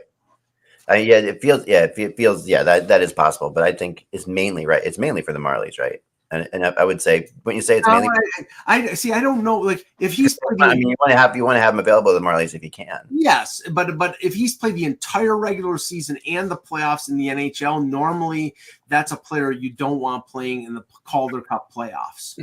So they might. Go ahead, Russ. I have a proclamation to make. So far, the best trade deadline acquisition is Kolaki. Oh, what's that? Like the Czech Republic. They're kind of like Rugelach. Oh, Rugelach, yeah. Mm-hmm. But it's a little different. So the one has cream cheese, the one has raspberry. Oh my gosh! I gotta tell you, these things are great. That sounds delicious. I've never had them before. They look like, they sort of look like a stuffed croissant. They're like little mini, but they're send me some via FedEx. The flour's different. You have it right now. It's not like flaky like a croissant. It's more like mendable, pliable, like Rugelach. Yeah, it's good. Oh, that's awesome. Jeez, that sounds really, really good. Trying to plug my computer and my battery thing. Right now, looking at the list on TSN or Sportsnet, you're draped as Felak. Go ahead, I'll fill. Go ahead. The number one player on the list is Matt Dumba, and you would think that Arizona would move him before 3 p.m. because they have to, don't they? Yeah, because I don't think he's signed. He's not signing in Arizona because he's got property there. What's he making? 3.9. If they don't retain, he may not go. Yeah, exactly. 3.9.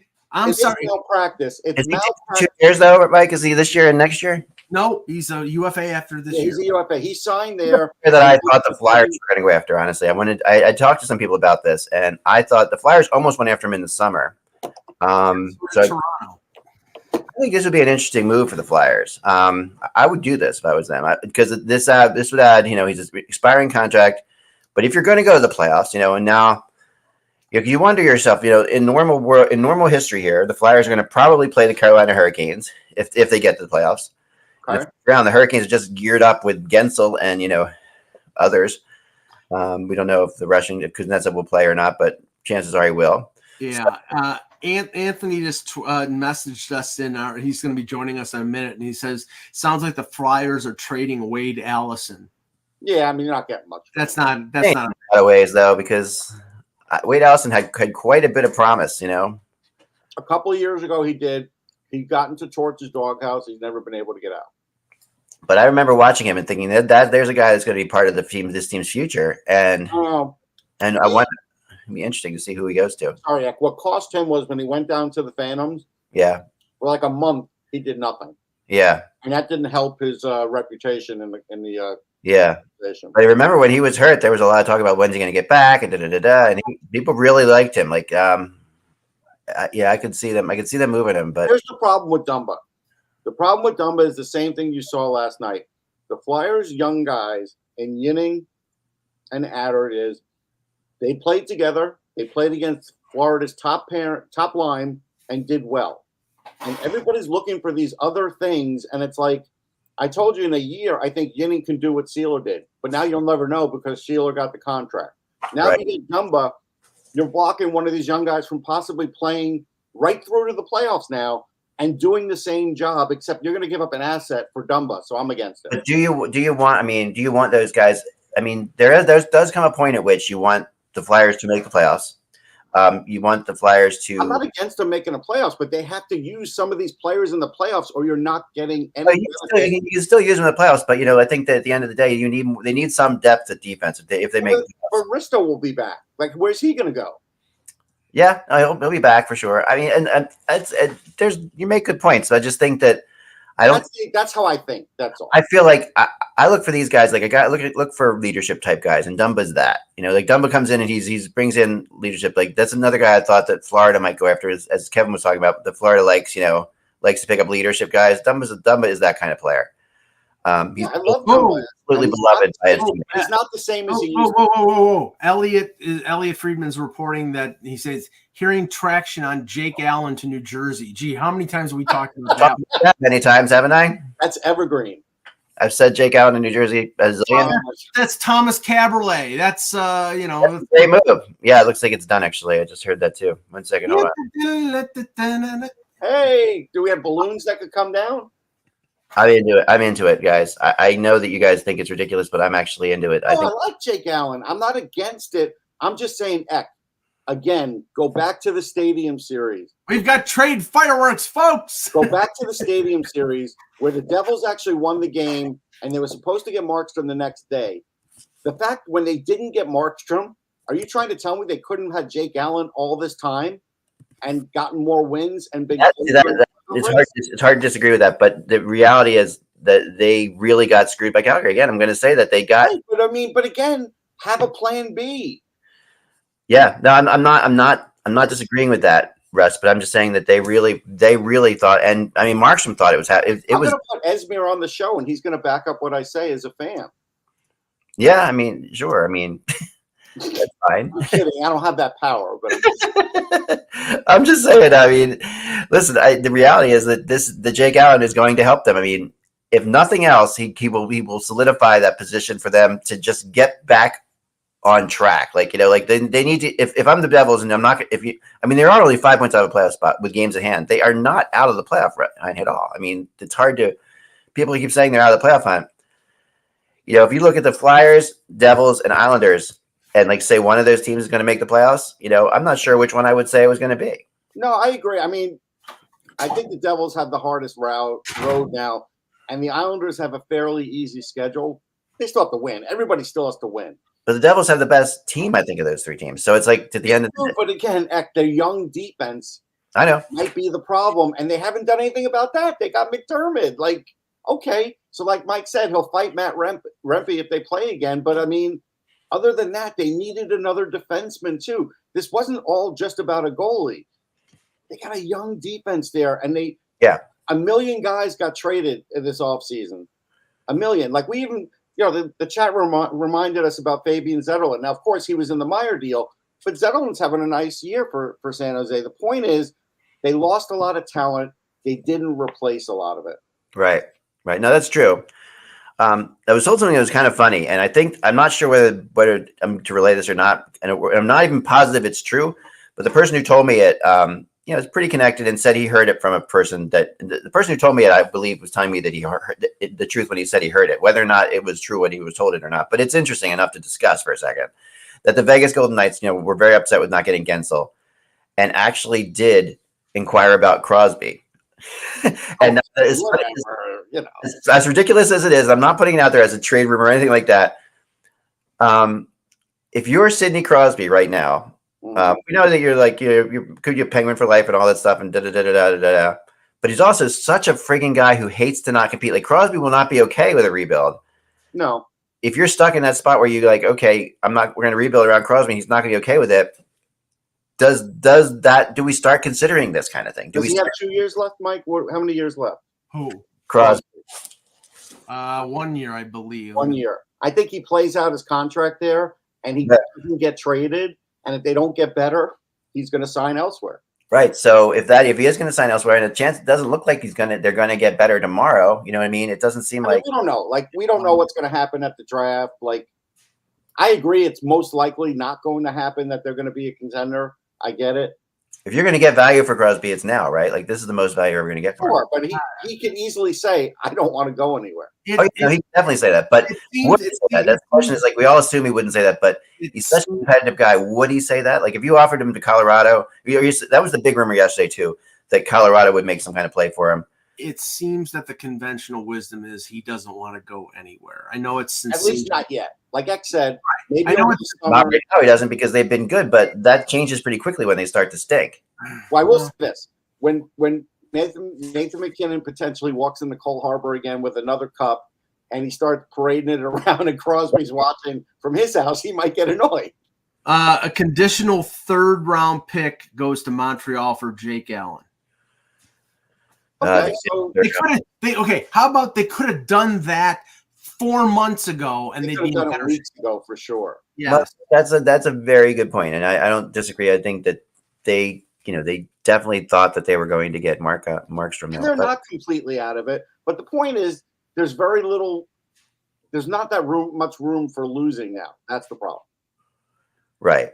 No, that's true, and I think the Toffoli thing is also kind of a little bit baffling, not just in the fact that if they're not completely out of it. It's a lot baffling because you just got a goalie. Right. I'm sure you got him for next year too, but the point is, you got a goalie to sort of keep you in it. And now you just got rid of Toffoli. So where's the goal scoring coming from? Yeah, especially when you get nothing for Toffoli. Like if you get something, if you get some kind of player, even if it's just a player who somebody can step in your lineup for Toffoli, that would be better. But you got to keep Holtz now and hope when they move him up in the lineup that he could score. That's what the hope is. Yeah, well, that's and that is something you get the cap space and you get to give bigger roles to your future players for sure. Yeah. But yeah, that's there's something I was just saw something else here. I was trying to. I'm still hearing that Chychrun. There's a lot of momentum to Chychrun getting. I'm sure there's talk, but I think I'm sort of on the side of Sirius on this. I think the talk is going to go right to the end, but I think the price is just not where people want it. And what's his salary, Mike? Which one? Chychrun? 4.6, I believe. Yeah, so that's nobody could really take 4.6. So another team has to get involved. Probably even after the retention. 4.6. Yeah. The Bruins have put Pat Maroon on LTIR. He was already injured. They traded, but he's going to be back before the end of the year. Yeah. But the trade for Allen, it's conditional, can go up to a 2nd round pick based on the number of games played that Allen plays. So, that's decent value for Montreal in terms of a guy that really wasn't in their plans anymore. So again, this is something that they should have done a while back. I just heard Eric Johnson possibly to the Red Wings. I don't know, Kevin's not here, but yeah, I could see that. Yeah. Here's what I also want to say that out there's a rumor to the two Devils fans. No, I'm kidding. To the two Devils fans in the chat room. With Toffoli, that's a joke. With Toffoli, they could have kept him. And they could have just traded his rights at the draft and gotten like a 4th rounder at the draft and make this run for the playoffs. You only got a 2nd and a 3rd. It's not like you really cleaned up here for Tyler Toffoli. So it was probably better if they'd have kept him. The Habs are retaining 50% of Jake Allen's salary for this year and next year. Nice. Okay. And that's Dennis Gurianov to the Flyers for Allison. All right. Gurianov, somebody I liked 4 years ago. Yeah, this is a guy who in the bubble was one of the key reasons why the Stars got to the Stanley Cup final. And by the way, one of the key reasons I won my fantasy hockey pool that year. He's not been the same since. He's not been the same since. He has a ton of talent, but he just hasn't realized it. And boy, he does not strike me as a Torts player. No, he's just an offensive forward, right? Purely an offensive forward. Yes. Yeah. Speedy, toolsy. That's it. So he can play on Lehigh Valley's line with Ryan Johansson, apparently. Yeah, because Lehigh Valley may not even make the playoffs, so maybe Gurianov helps that, but they're almost out of it. 1 second. Yep, sorry, I'm getting some things here. All right. Gotta go make a quick call. Can you guys talk for 1 second? Yep. Sorry. Yeah. Be right back. Okay. Let's see here. Hey Russ. Yeah. We just have to let everybody in on our terrible fantasy baseball team that has been in last place for the last one. Well, we got a first base. We have a first base possibility. Joey Votto has signed a non-tender deal with the Blue Jays. That's our first baseman. There's our first base, unless somebody kept him on their roster. I saw that. Listen, There was a sad tweet, a very sad tweet from Joey Votto 2 days ago that said missing playing ball. And it was him on a bench. And it was all play acted. Like, it's just, the whole thing was a farce. But I laughed at it, and I knew he had to be close with somebody. So, you know. So we can cut your favorite player, Luke Voigt, and pick up Joey Votto. Get rid of him. He's like 0 for 11 the last time I saw in the minors with the Mets. Get rid of him. Send him packing. we're letting everybody in. We're in on the brains now of a USA Today championship league. It's the oldest fantasy baseball league in the United States, and we suck. Yeah, but if we were tanking, we'd have the first pick in the draft the next 4. We'd have. I know. Oh boy. We have to hope Jackson Holiday is the deal this year. Yes. That's what. We're so yeah, I do think, just talking about this Allen deal. This is too little, too late. I mean, they may have a chance to still make the playoffs, but this is too little, too late. Well, that's the whole thing about Toffoli is, did they get enough for Toffoli to not make a run, at least trying to make the playoffs with him? Well, they're sort of buying and selling at the same time. I think you know what? They won't say this, but this deal is more about next year than it is. But they can't verbally say that. They cannot say that. No, they can't. So yeah, I mean. Sorry, back. Sorry about that. Go ahead. A little bit on Erik Johansson, a little bit more on that. Definitely does seem like Detroit's heavy in on him, as well as. I mean, it makes sense for them. I mean, he brings a presence into the locker room. Look, if we go back, and this is way back, he was a tremendous prospect until that golf cart incident, and then that seemed to change the trajectory of what he was going to be. He was going to be a terrific, really offensive defenseman, but all around player, yeah. And it threw him off a little bit, but he's had a nice career. Well, a really good. A little to give. Yeah, I think he has. Mike's been watching him. Does he have a little to give?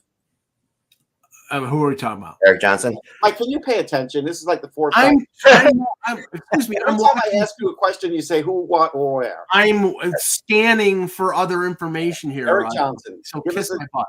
Give us a Erik Johansson still can be a bottom pairing penalty killer. He's still physical.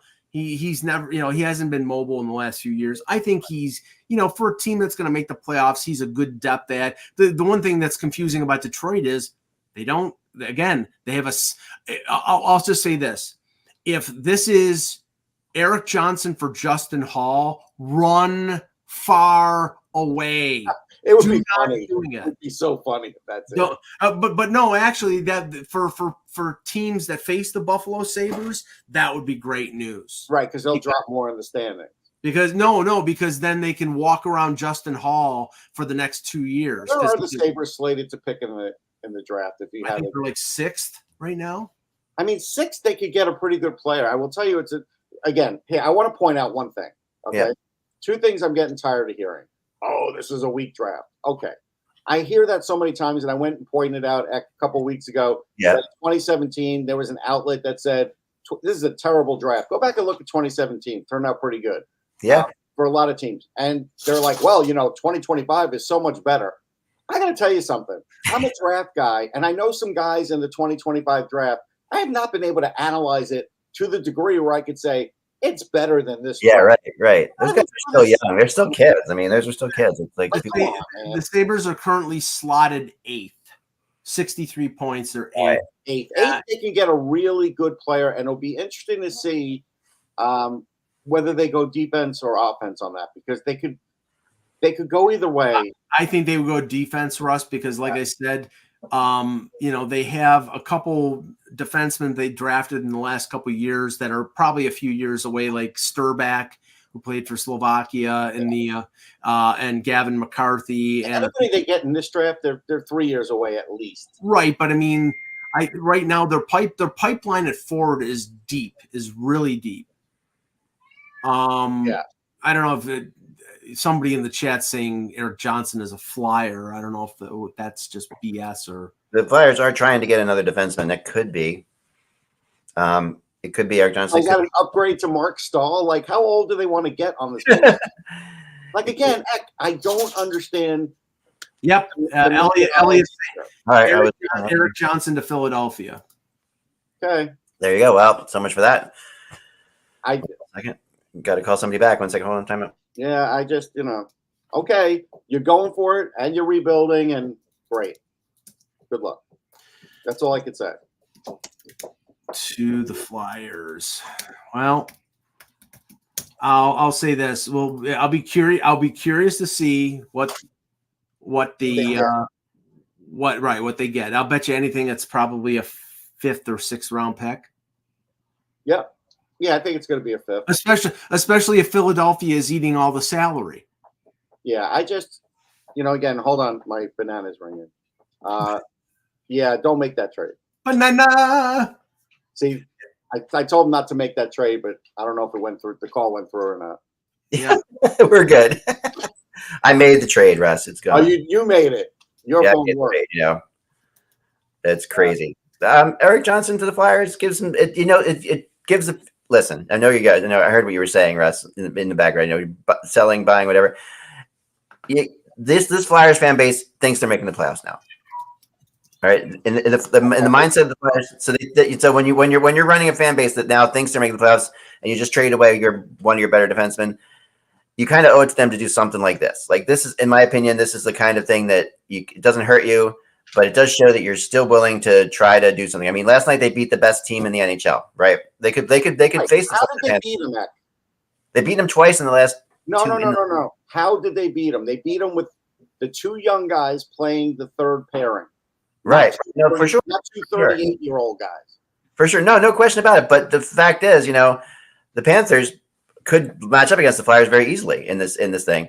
And at the end in the first round, and right now, I think it's the only team that the Panthers could match up against that they won't have a winning record against. Which is kind of bizarre. All I'm saying is this: Risto comes back.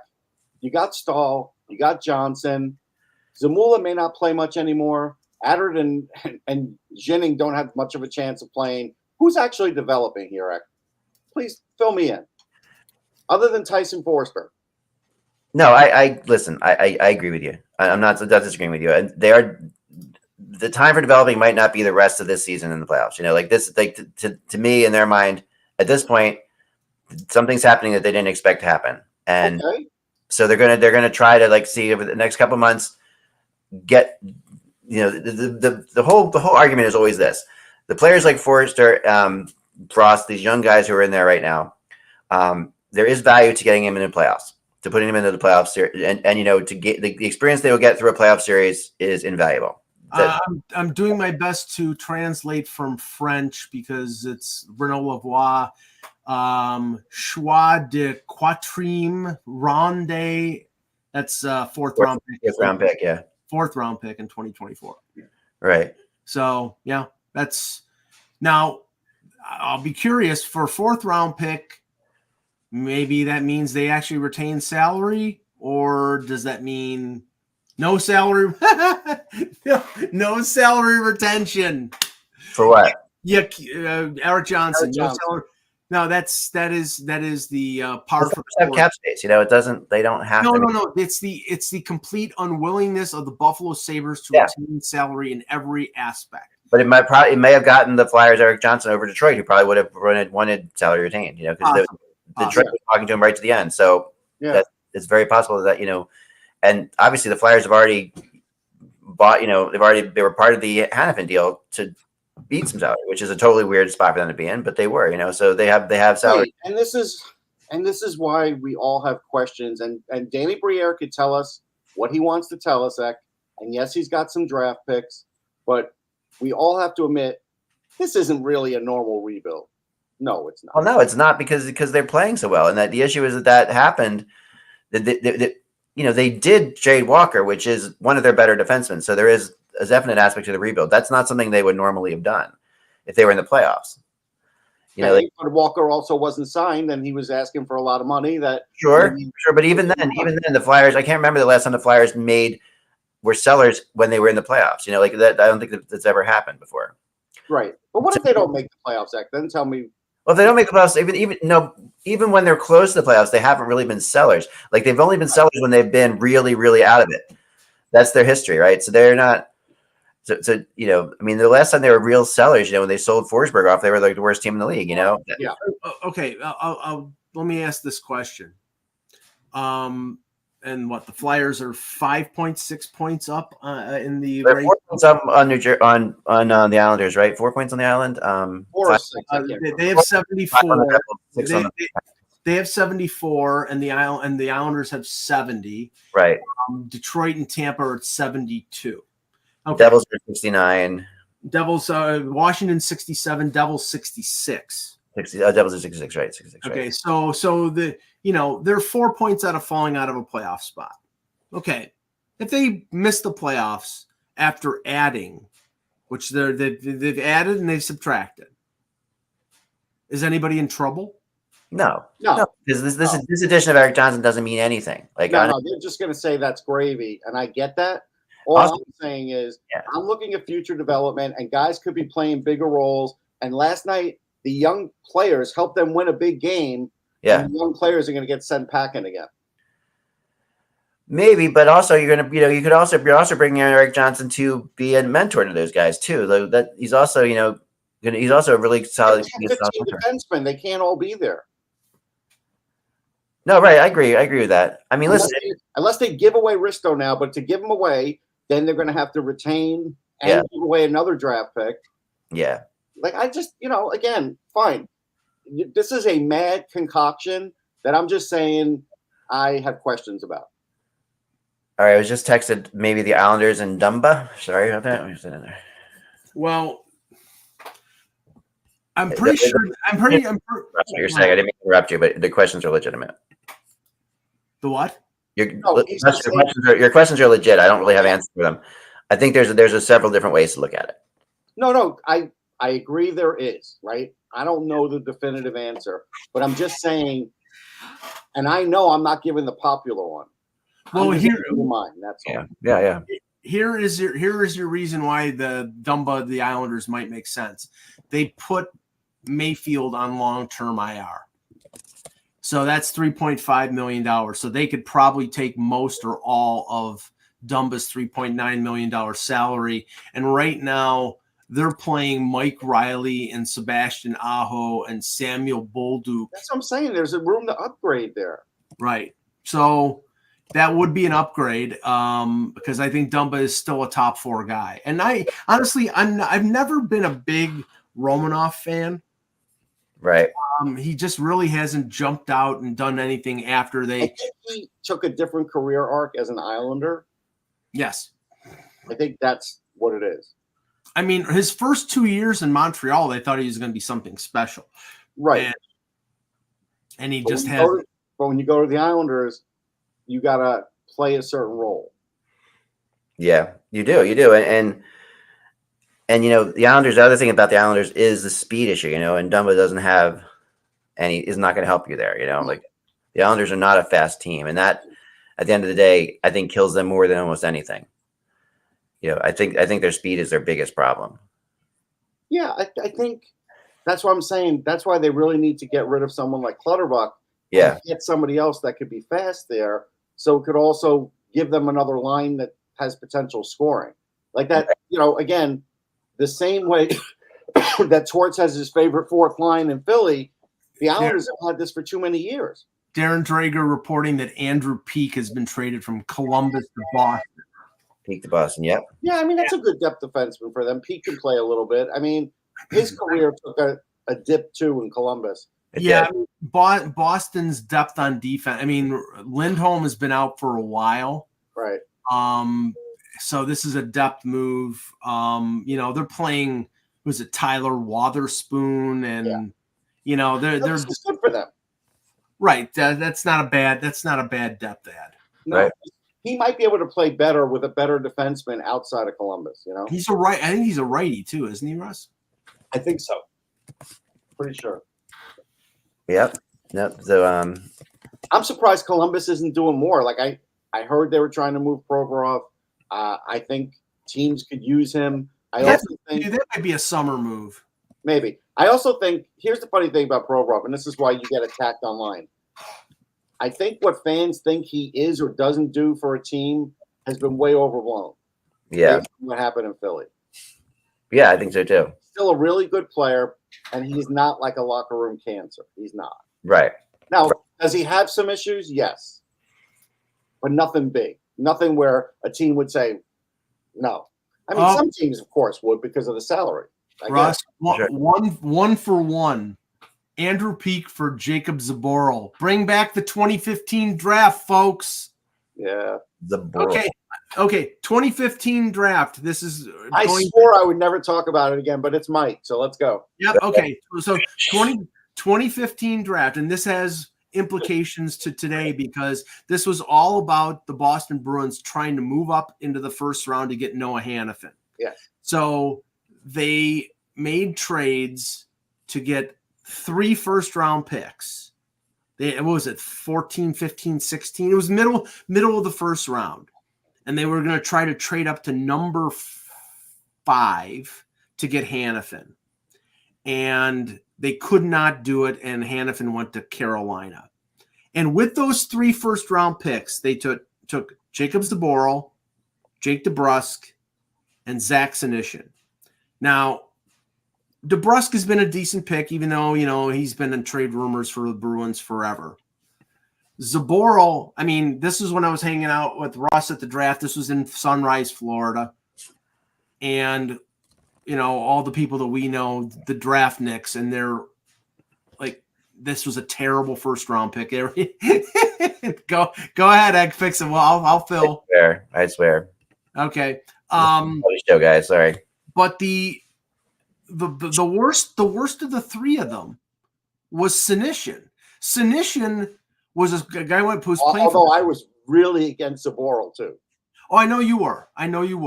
But Senyshyn, the Leafs had no second round pick, I think, that year, and they had a first and they had a third. And I was looking at Senyshyn, using the connection he played for the Sioux, that that might be somebody that would be on their radar in the third round. And all the draft, prognostications had him not going in the first 2 rounds, and he goes in the middle of the first round. It's like the failings of Don Sweeney in that draft based on who, and I'm just gonna mention the names just because we'll go down memory lane here. The names that they passed up. So Hannafin went 5th. And they had 3 picks, 13, 14, 15. Zaboral was the first at 13. Then DeBrusk, then Senyshyn. Real quick, Mike, I'm going to interrupt you for a second. I just heard that Zegras' name has come up again with the Rangers. So just throwing that out there. Okay. 16th overall, Matthew Barzal. 17th overall, Kyle Connor. 18th overall, Thomas Chabot. You getting a hint here? 23rd overall, Brock Besser. 24th overall, Travis Konechny. Let's see here. One more. Let's see. Going further. Oh, how about the 35th overall, Sebastian Aho. Okay, so you had 3 picks in a row. If you're the Boston Bruins, imagine had they taken Barzal or Connor or one of those guys, how great they would be now. They're still pretty damn good. The guy's doing a not a documentary, but he's going over draft stuff, Mike. And so we were trying to piece together my draft for that. And because we remodeled Sportsology at that year. Mm-hmm. And so for whatever reason, when I did an oral version of this, of my draft list, only like half of it came through. Mm-hmm. So we pieced together the top 10. But the point is, I remember saying Colin White, because he was a local kid and he really was good in juniors. He's had a lot of injuries. Right. So I'm honest about Colin White. And I'm pretty sure it was Besser and Kyle Connor, Kyle Connor for me. And again, we were put in a situation, myself and Shane Malloy, where we were doing live coverage of the draft. And so when it came through, we didn't give a glowing report. The only thing I would say positive is I think Jake DeBrusk is a decent player. Yes. I think he's a 20-goal scorer. I said it then, and he is. But the most awkward thing was then the 3 prospects came on at the same time, and Bruins TV came over. And I'm always going to remember that because it was just like a moment in time that you just can't forget. But It's crazy. I will say this. The Bruins rebounded a little bit with Carlo in the second round. I thought he was a first-round talent. Yep. I knew he was better than Zaboral. I knew that much and said that much. Mm-hmm. But they did okay after that. They've managed to right the ship a little. But did it cost them in a few? Yeah, it did cost them. They wouldn't have had to trade for Coyle. They wouldn't have had to do certain things. Right. It definitely cost them. It always costs you when you miss on that. 2:00 hour before the deadline. Waiver claims are always at 2:00, and two interesting waiver claims. Right. Ottawa claims Boris Kachuk from Chicago. Tobias Bjornfoot, former first-round pick of the LA Kings, was claimed by Vegas earlier in the year. Vegas put him on waivers yesterday. He was claimed by Florida. Okay. Oh, so he's going from one Stanley Cup contender to another. Yeah. Good depth guy. An interesting guy. Interesting addition. Yeah. Yeah. Not a bad addition at all. Smart. No, listen, I think, Zito's done a nice job again. Yeah, a couple possibilities here for the Rangers. I was just talking to somebody from the Rangers. So Pacioretty obviously seems to be the odds-on guy, but the Zegras, like I said, is still out there. Yeah, that's the home run. That's the home run swing. Kubalik is out there. Forget that. And Vetrano is still out there too, which is like another. Nobody wants his next year's contract. Actually. No. That's the problem. Everybody wants Frank Vetrano at the deadline. Nobody wants to pay him for 2 years. And Leaf fans will be crushed that William Lagesson has been claimed off of waivers by the Anaheim Ducks. Listen, I'm going to give the Ducks credit here. The Ducks have been doing some good things. I talked about a little bit yesterday. Yeah, but Lagesson's a 4A player. He's not a great player. No. But they also have to build a farm system too. I like a lot of things that they're doing. Well, no, but he's going to play. That they claim him. He's in the NHL. Oh, well, forever or just this year? This year, well, yeah, he would have to. I don't know what's going to happen next year. Well, no, they traded Lyubushkin. They traded, so they. Yeah, he'll play until the end of the season. But this season's meaningless for them. And then he's a UFA. So yeah, they're a top pick team, so it doesn't matter. They're going to get a tremendous player in the draft. They already have great center depth there. They got Cutter Gauthier this year. Like, this has been really, if you think about the year the Anaheim Ducks have had, it's a tremendous year. Yeah, it is. It really is. I mean, Pat Verbeek is doing a good job. From his car, live, Mr. Anthony Mingione. How you doing, Anthony? Doing good, Eck. How we doing? We're doing well. Flyers making a little move there. Couple of them. Yeah, couple moves now. We're talking about the Eric Johnson thing. I said, this is the Flyers have to show their fan base that they are still trying to win this year a little bit. And that's obviously what they did there. Do you agree? He froze. There we go. I'm back. Sorry. Right. Hit the edge of the Wi-Fi zone from where I was at. Okay, so what I was saying was the Flyers had to make a move there to show the fans that they were still interested in trying to win a little bit. And they had I think a defensive deficiency there too. They're with basically one whole pairing gone, and obviously Sealer being hurt and Walker being dealt. There was obviously a need there. They needed a right shot, so Johnson fits the bill there. Cost-wise, fourth-round pick. I know some are probably not overly thrilled that it cost a fourth, but I think at this point, if you have a need and you're getting close to the buzzer, yeah, I think in this circumstance, it's probably it's worth it. We're going to see how Johnson is. Obviously, Mike, you obviously have seen him much more obviously extensively. What have been your thoughts on Johnson this season?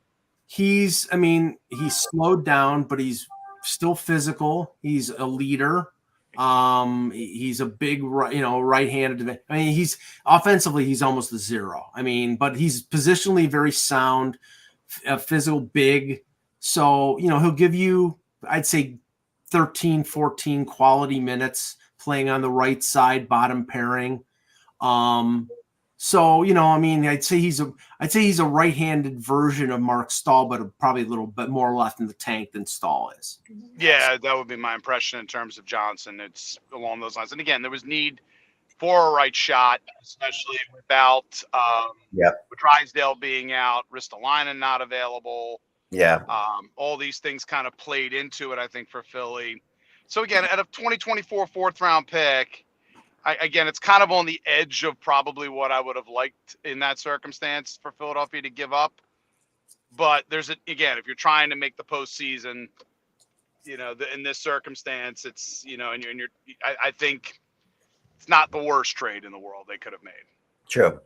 And then moving out Wade Allison, which is disappointing in a lot of ways because it is. At the same time, it became I think it's been pretty obvious right from the end of preseason when he didn't make the roster that he really wasn't any longer in their plans. Right. So I think this was very much a classic, change of scenery for him.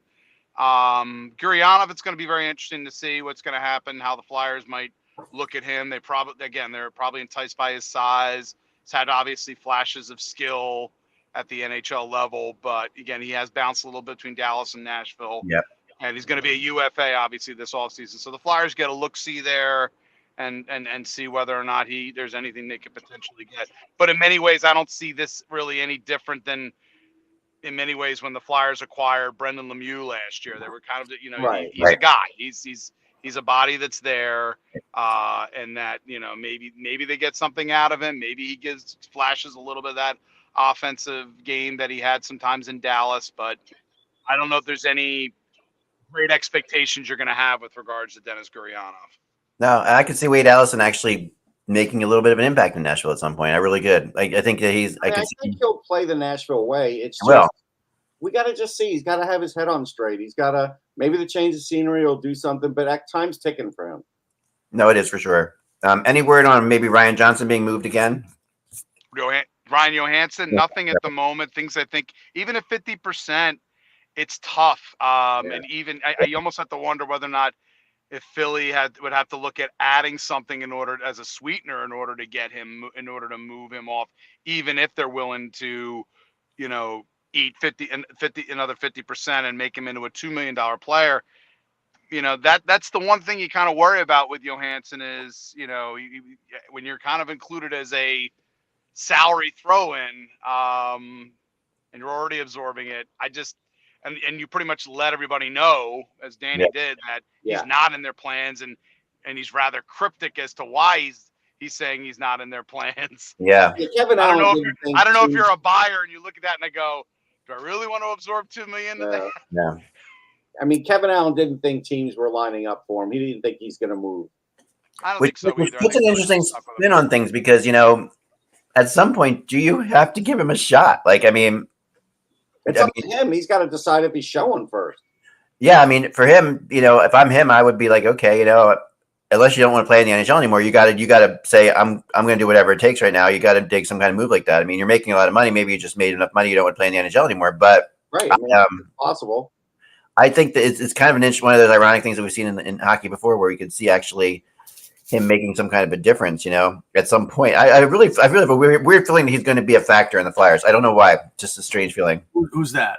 Ryan Johansson. I know it doesn't make any sense. He's never playing for them. I'm telling you right now. That seems to be the logical thing, but for some reason I just got this feeling that it's not going to be there's going to be somebody in the crowd, though, that's going to have a Ryan Johansson Flyers jersey because that's just the way it is.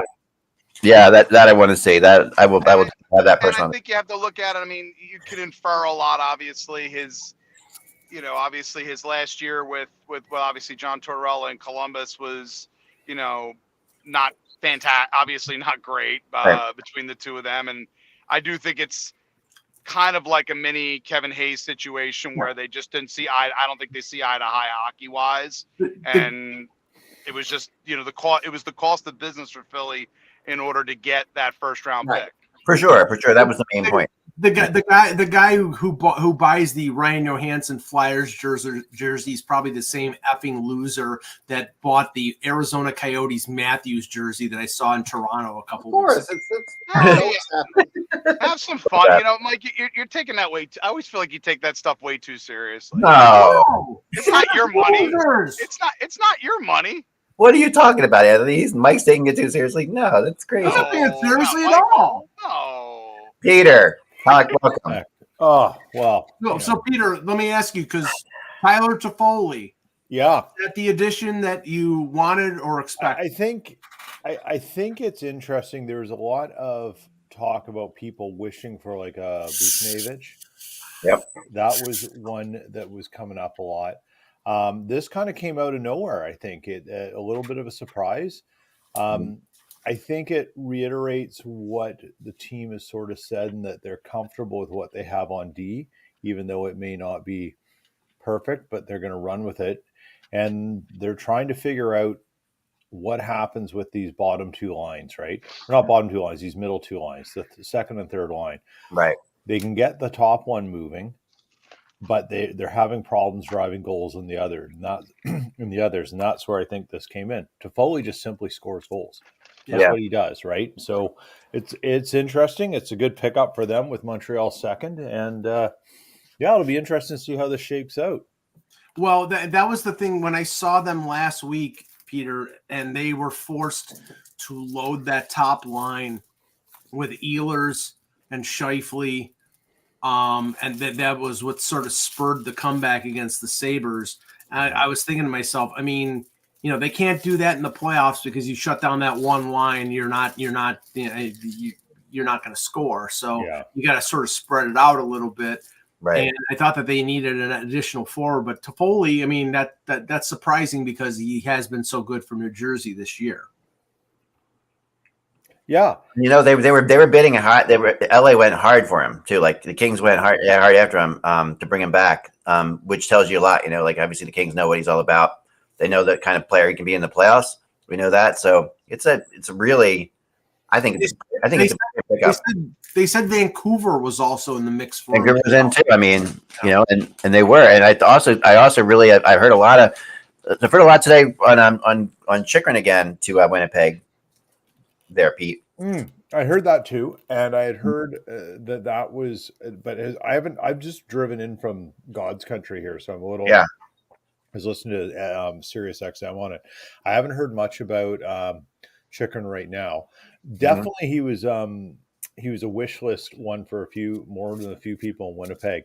But I think, and we talked about this last week, I think the only way the Jets could have made that work was by shipping out a contract back in some capacity, whether it be getting rid of a Schmidt, a Pionk, or whatever to go back. And I don't know if Ottawa would just be shuffling the deck chairs for Ottawa. So you'd have to really sweeten that offer. Yeah, you would. But it's still out there. I mean, it's interesting. It's still definitely been going on. Like I just talked to a source that's very close with Chychrun, and they still say, when I ask them what's going to happen, they still say it's like 50-50. He's either going to stay or he's going to go to Winnipeg. That's what they're flat out telling me. So. Yeah, I mean, the one thing that today has lacked is that deal that we have not expected coming out of nowhere. Yeah, it was the Byron Bowen Mittelstadt trade. That's the trade that we had. Yeah, usually there's one on deadline day closer to the deadline. There's something that usually happens that is like, wow. That's usually right about 3:00 too, if you remember. Like that's usually when we get that weird trade. I think that if I was to predict on that one, that could be the Zegras deal. Like a Zegras deal, I think you could see go down. That maybe like the Rangers. Well, okay, let's just say this: if it's a Zegras deal, they want to do it as close to 3 p.m. as possible, so another team doesn't get a chance to respond. Exactly. That's what you want to do in that situation. Another player I heard tied with Winnipeg was Kubalik. Oh yeah. Yeah, and that's so there's another guy that I've been looking into. Okay. Funny thing, he got nominated for a Calder when he was with Chicago, and then he got moved as part of the. He got moved he went to Detroit, and then because they didn't qualify him, and he got moved as part of the DeBrincat deal. And he was okay. He was pretty decent in Detroit. He has been terrible in Ottawa. I'd be surprised if Ottawa gets anything for him because he's just not been good. I know, but people think the situation is situational. Like he still has the abilities. Yeah, I mean he's got some ability, but I mean, I'll give you a player, and because I've seen him over the years. I know he can score, but he hasn't been given an opportunity this year because defensively he's not very good. But if there's a team out there looking for offense, Victor Olofsson is somebody. Mm-hmm. But the problem here is, again, this is a recurring theme, folks. The problem here is Victor Olofsson is an expiring contract. Yep. He's almost $5 million. And the Sabres, to get anything for him, would have to retain salary. And that is like swearing at – that's like, that's not happening. So Yeah. they can make it happen, but they won't retain. So let's look at some key players now as we head into this last 45 minutes. I'm going to bring up my rumor chart here, and the players that are still on the rumor charts. I've been deleting players to the rumor chart all day as these names have been coming, as these trades have been happening. So we have Max Pacioretty. We still think that he could be heading to the Rangers. That seems to be the strongest possibility there. Although I put out there the Red Wings is a possibility too. That was more of just speculation on my part. I haven't gotten that from anywhere, but it seems like he would be a good fit there. Riley Smith, who could be heading back to Vegas, which I think would be a good move for the Vegas Golden Knights. Markstrom, which we think would probably not going anywhere. At this point, Zegras, Ryan Johansson, we talked about that. Yeah. There was talk earlier in the day that John Gibson was somebody on the Devils' radar, but now they picked up, Allen. They're not going to do that. David Savard has not gone anywhere right now. I heard the Bruins had interest in him at one point. The Devils had interest in him. Edmonton interested in him. Even the Leafs had interest in him. So who's they got? David Savard. Yeah, that was before they got Edmondson and Labushkin. I would say Scott Lawton doesn't seem like he's getting moved anywhere, Anthony. I am very highly dubious on that because, again, at the end of the day, Philly always kind of came in. The messaging from Philly has always been they would need to be kind of blown away with an offer for him. So a team would have to get, the original call was obviously the discussion was a first-round pick was the conversation. Right. Philly now Philly has that in their pocket now off of the Sealer deal. Right. I mean, not the Sealer deal, off the Walker deal. So that's, to me, I don't think there's necessarily anything that's pushing Philly in that direction per se. Now, again, could be surprised. I still think there is there's still a possibility of it. But honestly, I would be surprised and would have to be one of those offers where you go, yeah, you if someone's offering you that, you have to take it. Yeah, right. That would make that. That's what I was feeling like as well. Like if they got their first round draft pick, that's different, right? But it feels like they got, again, I think if they hadn't gotten maybe that first round pick in the previous trade, you're already now running. Now you're gonna have three consecutive seasons here where you're gonna have 2 first round picks. If you're Philadelphia, last season of the upcoming draft in 2025. So the Philly's in a pretty decent spot here in terms of if they want to go out and they want another first round pick, fine. The question is whether or not they feel that takes away from the current team as constructed when Lawton is considered to be obviously a key component, key glue player for them. I just don't see another team ponying up. They maybe looking at Lawton's talents and saying, is the cost just astronomical for the player that he is? Yeah, Anthony, if he was a better offensive player, I think a team like Boston would probably be willing to pony up a first round. I completely concur. I think he's a player that for a championship team can be a definite second level contributor. That I am convinced of with Scott Lawton. But Philly also knows that, and that's kind of where they're at. And they're not under any. If Lawton gets moved in some ways, I almost feel like if it happens, it's going to be the offseason if they decide to make that move. There you go. I was just told that Kessel will not be signing with Vancouver. Interesting. How many hot dogs, Phil? Worried about his health. I don't know about the hot dog part of it, but yeah, they're worried about his health. Oh yeah. He was not in good shape. Listen, we saw, at least that first, granted, it was the first practice that one reporter out in Vancouver had video of him on the ice in Abbotsford, and it was very obvious he looked like he was really trying to just do everything he can to kind of keep up with the play. So you figure maybe get a few weeks to get things underway, but that's a lot. You can maybe do that when you're younger. You're not at Phil's age now. No. And he's always been kind of a weird that way. Like he's never been in shape, but he's always been fast still.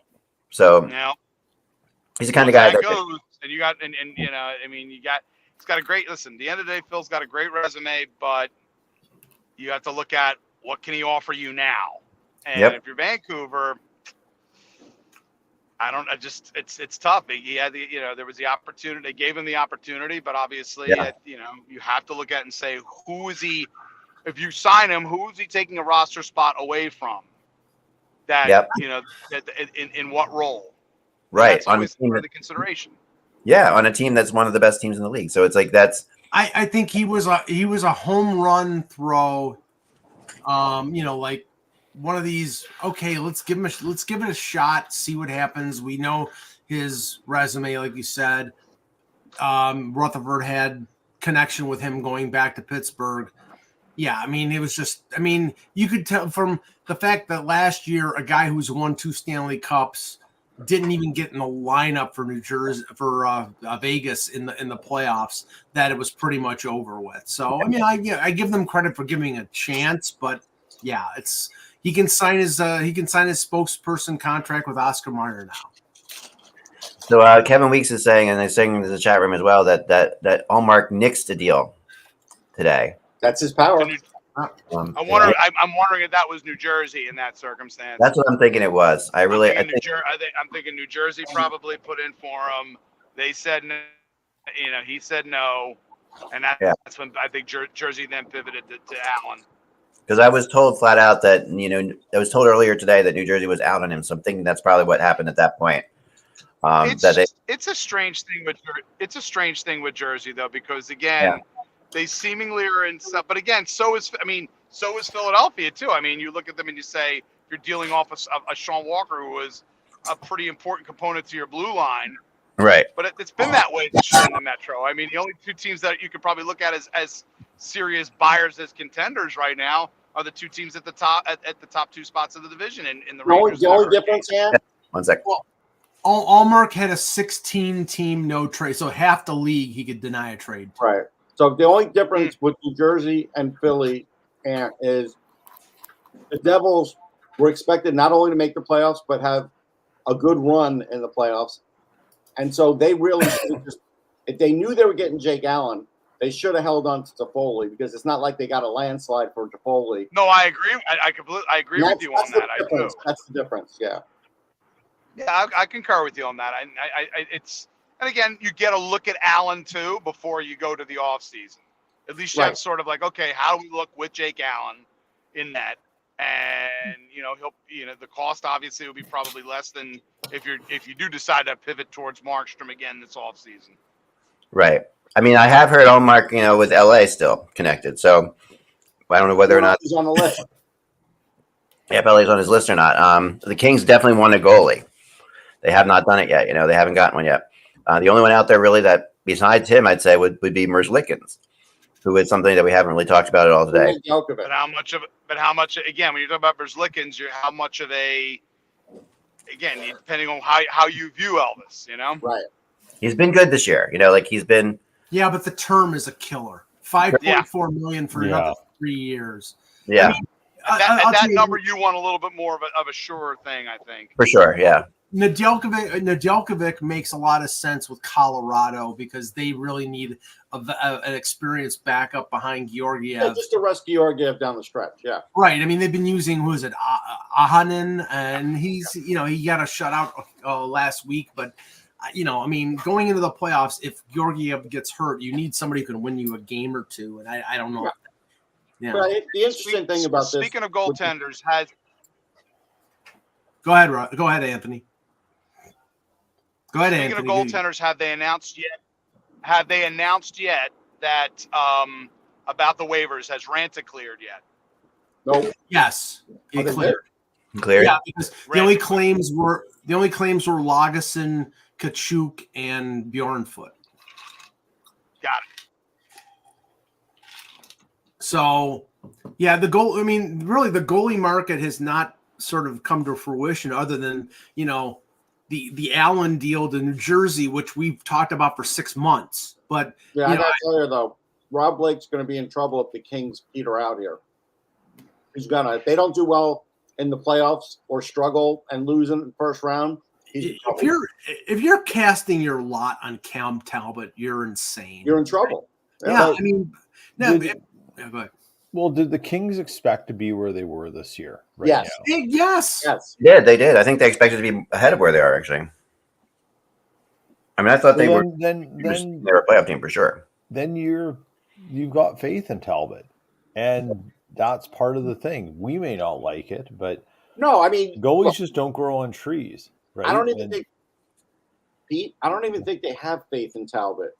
That's been pretty clear by the other goalies they've played this year when he's gone through his peaks and valleys. Okay. That's something. Oh, wait, just one thing. The Allmark thing, Jimmy Murphy, who Kevin referred to before, talking about the Allmark being traded from the Bruins, says that Allmark may have blocked the deal to go to Los Angeles, that he did not want to go west. Yeah, that makes some sense. But I know the Devils did try to get him too, so I don't know. That's but apparently I think that the Devils thought he was going to LA. I do, because that's the impression I got earlier today. So the source just told me the Leafs might be up to something here, which is always something that's interesting around this time of time, and is pretty much the typical standard thing for to come out around this time. Gee, go out on a limb there, source. I know it's nothing. It's just somebody who I know knows something about the Leafs. So it's 2:30 in the afternoon on a weekday. I'm ready to eat lunch. Yeah, E5. The Leafs have 5 more picks to burn. That's the way I look at it. So Larry Brooks just came out with this tweet. Russ, no deal is far better than making a bad trade. If the Rangers, if the Rangers get what they want, there is no need to bring in an extra forward who will gum up the works. 20 games left to work with Edstrom and or Rempe. 20 games for Goalie to take a larger role. Right. So here's what I say to that. Okay. So last year, if that were the case, why did they bring in Patrick Kane? But I'm going to move off of that. That's last year, Russell. That's last year. I know. So for this year, I don't think Rempe and Edstrom are both going to be getting playoff time. I think they're giving the Rangers a little push down the end, and they'll be on the roster. But I don't think. I mean, maybe not. They might even send them to Hartford because Hartford's got a chance. They did. They did the paper transaction today, right? Because they have a chance to play in the playoffs, so they might not even be there.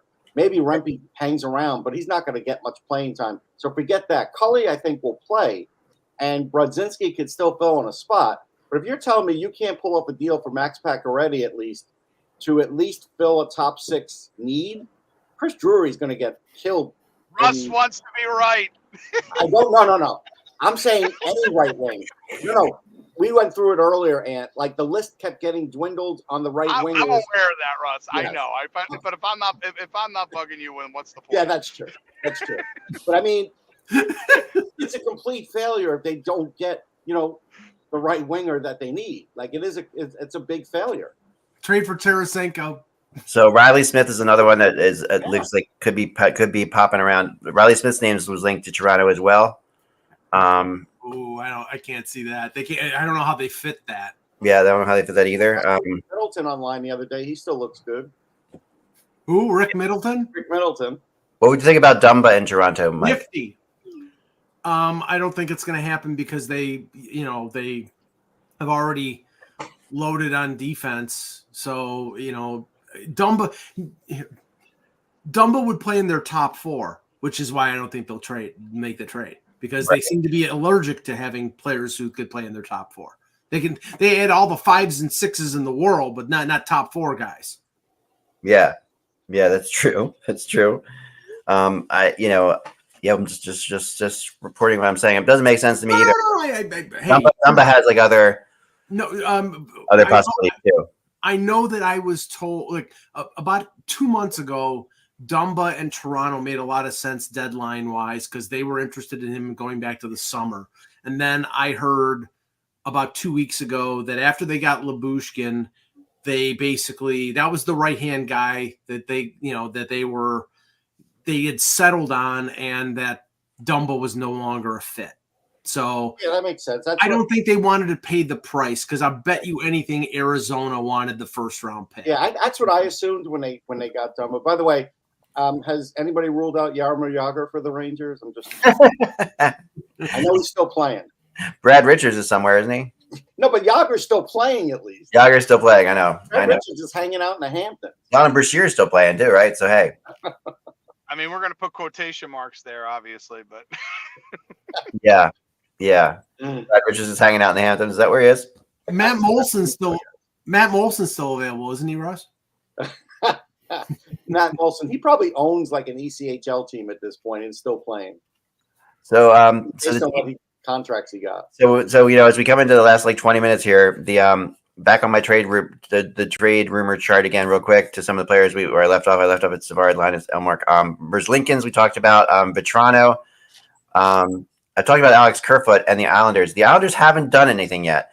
And the Islanders are historical for doing things at the very last second on these trades. There used to be fax machines, but there's no more fax machines. I know, but they are the ones who usually do the trade at the very Lou's still using one.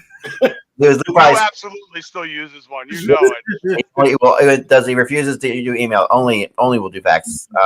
No, Anthony, he's still using Morse code. Oh, stop. He might call for a secure line. I mean, he might want a secure line, and I get it. The tapping you hear is Lou's impatient fingers against the counter. So to me, Kerfoot and the Islanders still makes too much sense to not like completely. They're going to do something last minute. You know it's going to come in at 3:05, and who knows what it's going to be. But he can't go through this deadline not doing anything, getting within 4 points. Like, you can't do that. Right, he's too close, and he made it pretty well known that he was going to do something. So I'm confused by the fact they haven't done anything yet. Maybe I could see them going for Dumba. I could see them going for Michael. You can email me at lou@compuserve.com. He's got his sidekick, that he pulls out. I'm just trying to think, get Brian, get Bellows, get anybody. I know they had him before, but I'm just saying. Brian Bellows? Drop Bellows. Did you seriously drop Bellows? Trade. We have a trade. Dumba was traded to Tampa. Oh, Jesus Christ! That's it. Well, they were looking for a defenseman. Wow. So yep. Well, there's that Sergachev LTIR money. Boy, they're flush with cash, weren't they? They are. Yeah, but the thing is, are they trading like 2028 first round picks? Doesn't matter, Mike. Maybe, they just maybe not picks. Okay, no, it'll be a pick, but you watch, because of the LTIR money, that they can take the full wad. They can take the 3.9.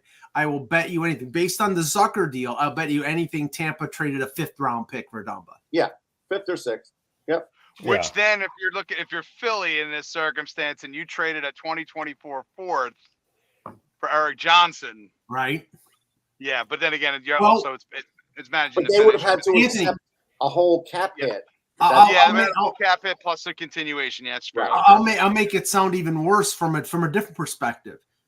A certain team out there that wears blue and white traded a 3rd and a 4th round pick for Joel Edmondson.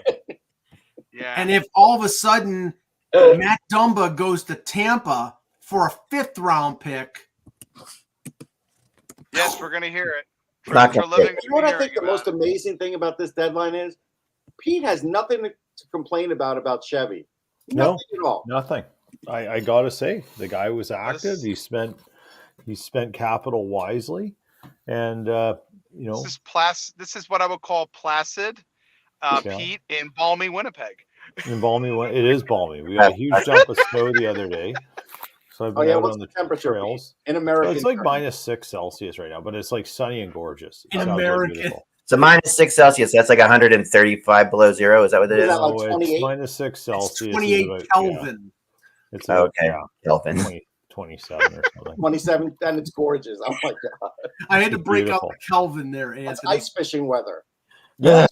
Snowmobiling. That's what I did all week. Where's Dustin Bufflin?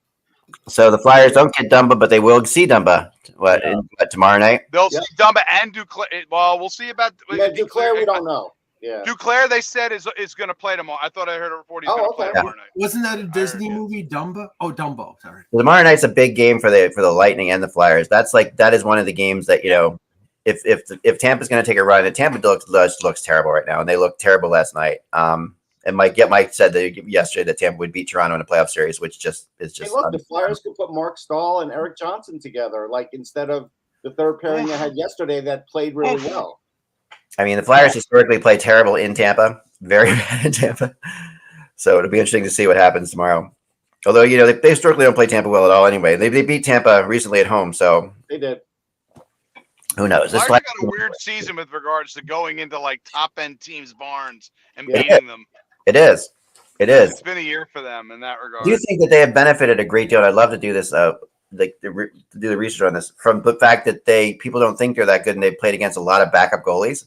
I think that definitely has played into it a little. The first half of the season, not so much now.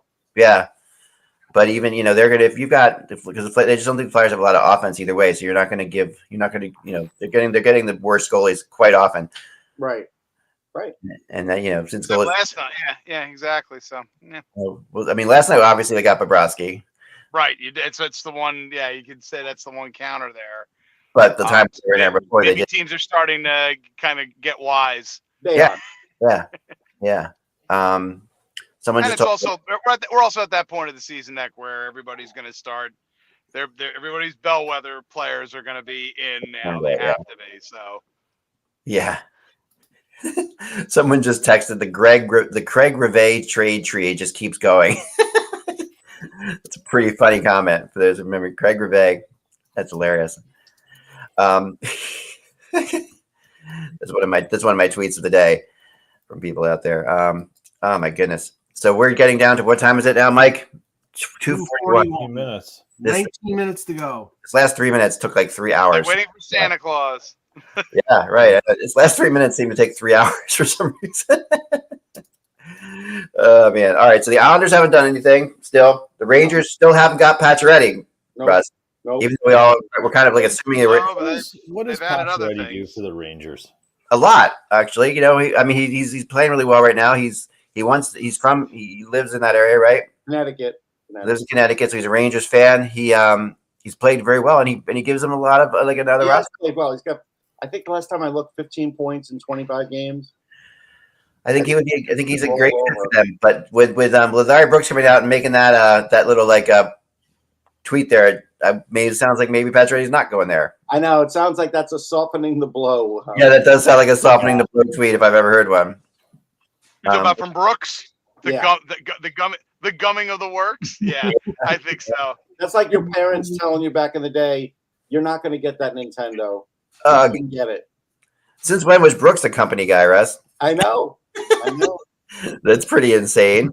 That's like, Lou, you're not getting that Commodore 64.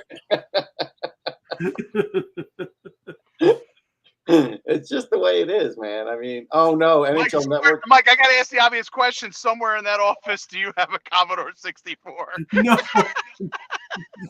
No.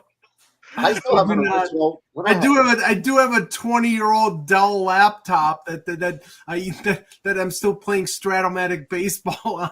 It works for Stratomatic. I've got a Radio Shack color computer. Remember them? That was the Tandy. The Radio Shack color computer. It was called. Oh, it's not. That was not even the Tandy. No, it was before after the Tandy. It plugged into your TV. Okay. And I learned how to program on it.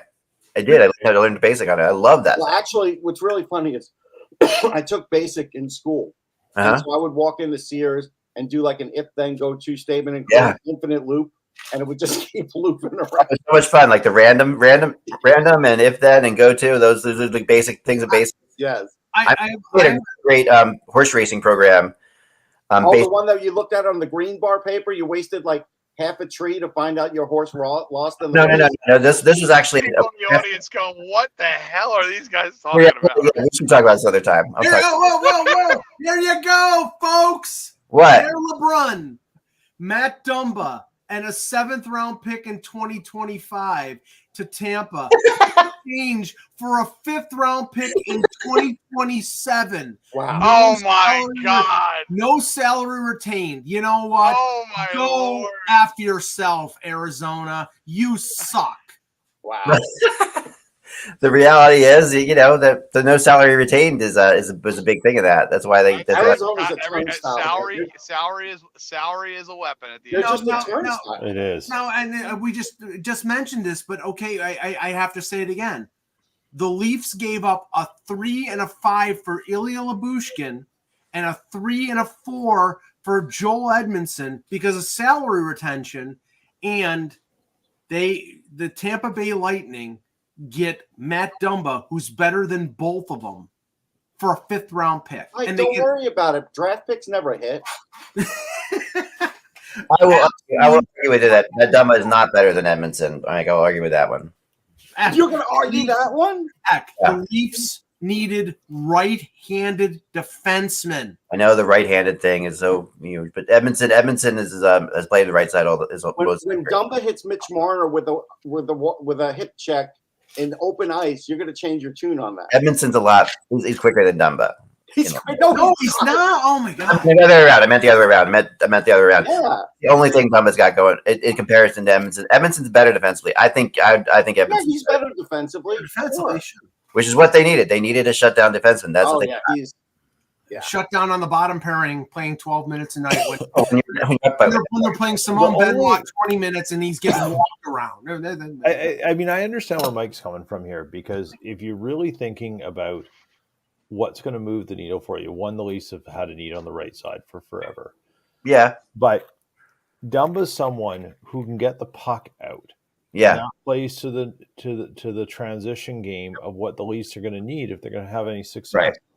And, I could understand if you're from a Leafs perspective, you're frustrated by this, particularly not because you didn't necessarily get Dumba, but why couldn't you get him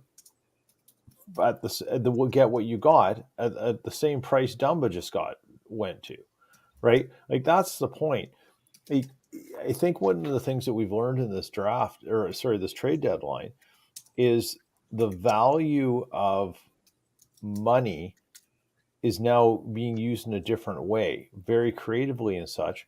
And so we've got to see that this is where you want to, your GM has to be on their game to maximize this. And I can understand Mike's point here. Like, we semantically, we can say, well, maybe Edmondson works out, but I think Mike's right. He's going to be a 5-6 defenseman getting 12 minutes a night, hopefully not getting burned.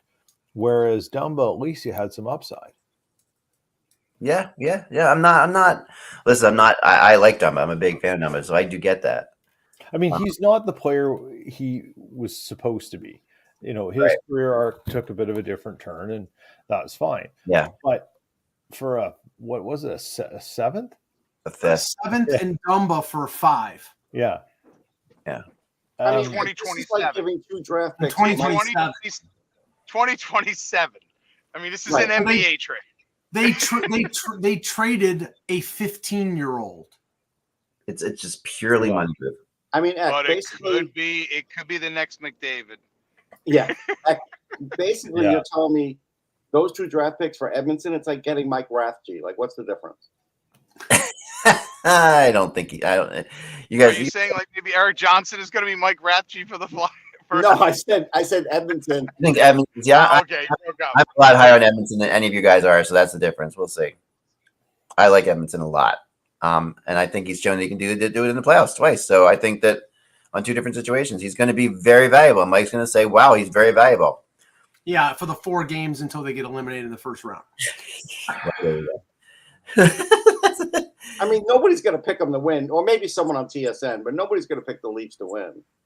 You don't think so? No, Russ. Last night they had a panel. They said who's going to win between Boston and Toronto, and Mackenzie, Cheryl Pounder, and Jeff O'Neill all picked Boston. Yeah, that makes sense. That group hates Toronto, though. That's totally. No. That whole group hates Toronto, like you. You're being realistic. Being realistic. No. The Panthers got Magnus Hellberg. Is that true? They have holes. What's that? Who says goalies don't move? Timothy said Magnus Hellberg to the Panthers. Did that happen?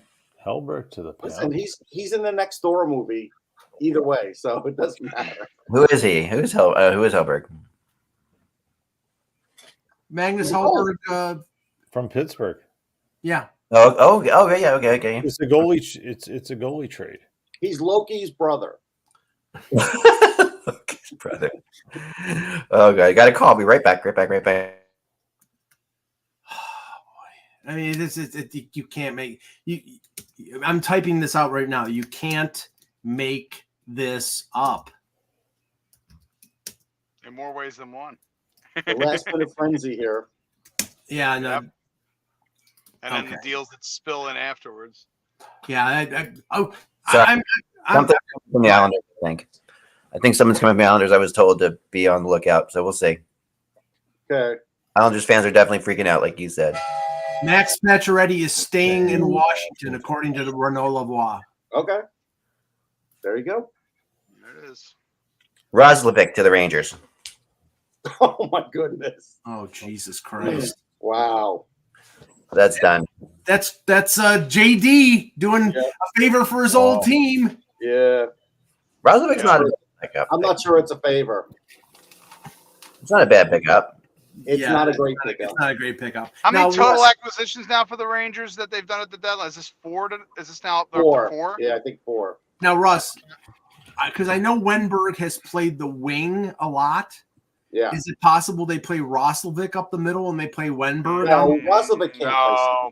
center. No, he can't play center in the NHL. No. In exchange for a mid-round draft pick in 2026. Roslovic. Mid-round. A mid-round. Wow. That's what you're embarrassed. How the mighty have fallen there. Yeah. Pete. Stock has fallen. Woo. Yep. That's really I don't know. I don't think that's terrible. I think Roslovic could be an interesting Go ask Brian Hedger about him. What? Tweet Brian Hedger and ask him about Jack Roslovic. I had a long conversation with him because I wanted to find out what was going on, and it wasn't a glowing report. I'll just say that. To which Pete is like probably not shocked here after his time in Winnipeg. Right. Yeah. Yeah, I know. Roslovic, isn't he? Is he from Columbus? Is he one of the good guys? Yeah, he's from Columbus. That's That was the original motivation for the trade. He's from Columbus, and now they've traded him away for basically nothing. Right. The Sabres did pretty well getting rid of guys today, Mike. Yeah, but it was not. It was. Let's just say it was not unexpected. No, but they did move them. Like they okay. I'm glad they did this because Kyle Oposo has been a loyal soldier for the organization, and they essentially gave him away to Florida for a 7th round draft pick and a defenseman, an AHL defenseman who even Russ doesn't know. Yeah, I don't know. If Russ doesn't know him, then he basically is almost like not existing. But this is where you do one of your good guys, one of your soldiers, Exactly. a favor. Yeah, exactly. Now they didn't owe Eric Johnson much because he came in for a year, but he's a veteran player, and they traded him to Philadelphia, who's going to be in a playoff race. He's a great guy. I mean, great guy, good. Still can contribute something. He's a good quote. Yeah, he's a very, very, very good quote. They'll like him in the locker room. Now you've got 7 minutes to go. There has been some talk about them maybe trading Gergensons. Yeah, I heard that. Yeah. Right. Now, the thing is, they love Gergensons. He's been, he's a lifetime Sabre. He's been there since 2013. I don't think they'll give him away. Maybe he wants to finish his career there. He's only 30 years old. For Zengius Gergensons, I don't know.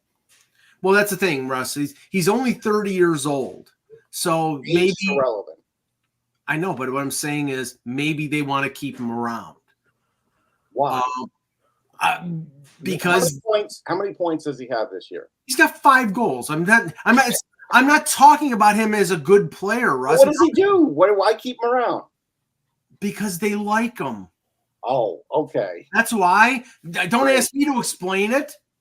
I'm just saying. I mean, they liked him. I told you, I'm not going to relate the story, but I told you the story about why they drafted him. Yeah. And it's a heartwarming story. What's that? It's a heartwarming story. Yeah, it's a heartwarming story, and I'm not going to share it because I don't know if it's 100% if it's true. But that's I can't explain it. I mean, if I was them, I would. Again, this is the thing, Russ. To get anything for him, they'd have to retain salary, and they won't do that. So he probably stays. Yeah, and I have everybody in in my on my Twitter feed after relaying what I said on the show here about the Leafs trading a 3 and a 6 for Lyubushkin and a 3 and a 5 for Edmondson, saying, "Come on, Mike, you're better than that. The Dumba sucks." They had to retain. There was $4 million worth of salary. Dumba's a better player than both of them, folks. Here's the one thing, okay? If both guys are out on the ice, you're worried about Dumba more because he might hit you.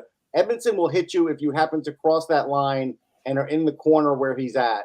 Dumba could hit you from anywhere still, and that's where he's a threat. Or in front of the net. We saw the tweet by somebody who said something about Edmondson's cross check, and I'm like, yeah, Edmondson's cross check will get him suspended for 3 games by the NHL, whereas the same cross check from another player would probably get him a basket of flowers. Oh man, so we're waiting on the Islanders to do something. We are waiting on LA to do something. I think those are 2 teams we need to consider here that needed to do something today that haven't. Now, Russ, Roslovic has 13 points in his last 12 games. Right. There you go. We'll see. I mean, listen, I'm just telling you, he's now getting into a situation where there's going to be some expectations. He's not playing on a Columbus team that there's no expectations. And Jack Roslovic, at the very height when he was drafted by some team in Winnipeg, there was great hope for him. But the problem was he kept skipping levels to get to the NHL. He didn't play long enough anywhere. And so he never really developed. So, this is probably the best Roslovic's ever played with Columbus, but it's still, he's not a very effective player. Now, will this light a fire under him? Maybe. I think it could. I think 4 minutes to go, and as we know, we'll have things trickle in. More after that, but if I were Islander fans, I would all just congregate at the Embassy Diner and just have a good meal. You would know, Mike. Thomas Hertl to Vegas. Have a good meal. Go to Zorn's. Thomas Hertl to Vegas. Hertl to Vegas? Thomas Hertl to Vegas. Where does Vegas have any more money left over? Hertl to Vegas. Wow. I have to give David Pagnotta of the 4th period a little credit. He says, as I mentioned this morning and earlier on NHL Network, Vegas has been making traction on another big move with a player with term. We'll see if they can get this done close to the finish line. And he called it. We said another player, right? He said a player with term, and Hertl's got term. The one player that's term for sure. Yeah, definitely. This has to be for at least Zach Dean and more. Nah, Brisson. It's got to be Brisson. If they trade Brisson, they're crazy. I'm just telling you. That's a guy who will be there for 10 years and possibly a top liner for them. And you're going to trade. I wouldn't do it. Colin Miller's going to the Jets. There you go. Yeah, Jersey. So it's a second deal today. It looks like now. Colin Miller, defenseman Colin Miller heading to the Jets. He played for bonus in Dallas, so there's got a little left. He's got a little left. What do you think of the Devils? Where's he coming from? Washington. Okay. That's crazy. That Hertl deal is just nuts. So it looks like the Buchnevich deal wasn't going to happen. Let's see what they get. Too much cost for Buchnevich. Yeah. Wow. Okay. Here you go. This is the thing. Hertl's on IR right now. Until after the playoffs start? Right. No, this is the thing. He's on IR right now. Now he's got 6 more years on his contract after this year at $8.1 million. So he's going to be on LTIR for the rest of the year, and then he comes back on. That's how they fit this in. Because they can move him from IR to LTIR. Slow clap to the cap department of Vegas. Kelly McCrimmon, man. No, but it's the capologist. It's not. No, I agree. I agree with that, but still. It's the capologist. Not since the San Francisco 49ers have we seen finagling like this. Bill Foley. Any sports team ever in the history of the world. Okay, so right now, this is Eddie DeBartolo Jr.? Yeah. This is before the deal has been announced. The Vegas Golden Knights have their 1, their 3 this year, and then 6 and 7. And they won't trade their 1 because they have the draft. Right. Yeah. Right. They have the draft. So I will bet you anything. and they don't have their one next year, which they just traded yesterday in the Hannafin deal. So I will bet you anything they probably traded a 1 and a 2 in 2026, and probably a good player, a prospect in this deal. Well, you remember earlier today, Mike, we talked also about how I was hearing that they were going to do something big. Vegas was still had money left. They still had $4 million. Yeah. This is I'm dying to find out. Dying to find out what they gave up. Is even close to what he was last year. Vegas is going to be right in it with everybody else. And these are. I mean, for what it's worth, Vegas and San Jose are they hate each other. This is one rivalry that does exist, right? The thing about it is, Roslovic was a fourth round pick, Russ. Okay. So this must have been Plan C. Yeah. I will say this: if you look at former Ranger GM Neil Smith's tweet last night about the game in San Jose, he said watching it was like watching an ECHL game, and he would know. He used to own a franchise, Rabbits. He said the stands are empty. There's not much going on there, and so like they are basically starting from scratch. And like you said, in a non-traditional hockey market, like they're starting from scratch. But San Jose has sold out everything since they started. You know, not anymore. I know, not anymore, but they really have been unbelievably successful. They have. And remember I said this is the deal. There's always a deal that we don't see coming. Yeah. There's that deal. Yep. Oh, Lou. Come on, Lou. We got still got Lou. 5 minutes of grace period here. Still waiting on the Islanders. My wife just sighed. She did. Wait, he's waiting. He's like, get this over with. I know, right? He's waiting. He's waiting for the deal to be printed up on that dot matrix printer. Yeah, well, listen, I'm telling you. So we used to play that horse racing game on that dot matrix printer, and we would do it in computer class, and it would be like, your horse is in first place, your horse is in third place. You'd waste like 40 pieces of paper until you found out who won. Yeah, I remember that whole thing. Yeah, I'll talk about my program that I wrote, but not now. Vetrano, I still hear there's still rumors swirling around Vetrano that he might be going somewhere. Could that be the Islanders' move? I mean, it's a lot of money. A kid named Vetrano on Long Island. That would just be yeah, right. And his parents own a pizza place, don't they? I believe they do. Oh my God. I'm pretty sure they do. How many NHL players' parents own pizza places, Russ? Well, I don't know if Chris Drury owns one. I know that. Okay. Hold on. I got a beat on this. I do. A beat on this. Russ has a spreadsheet of You're opening up your Long Island Italian kids whose families own pizzerias. NHL players. See, Frank Vetrano, his time in Antonio's, he maybe worked there. So I don't know if he owns it. He knows how to make pizza. Colin Miller came from New Jersey, not Washington. Right. New Jersey. Yeah, we said that. Sorry. Yeah, I said Jersey. No, I said Washington. I said Washington. Yeah. So he's a right-handed defender. Miller, Mike. What's Mike, that? you're thinking of Kelly Miller, Mike from Washington. He's a right-handed defenseman. Sorry. How old are you, Ak? How old am I? I know Kelly Miller. When did he play? Jeez.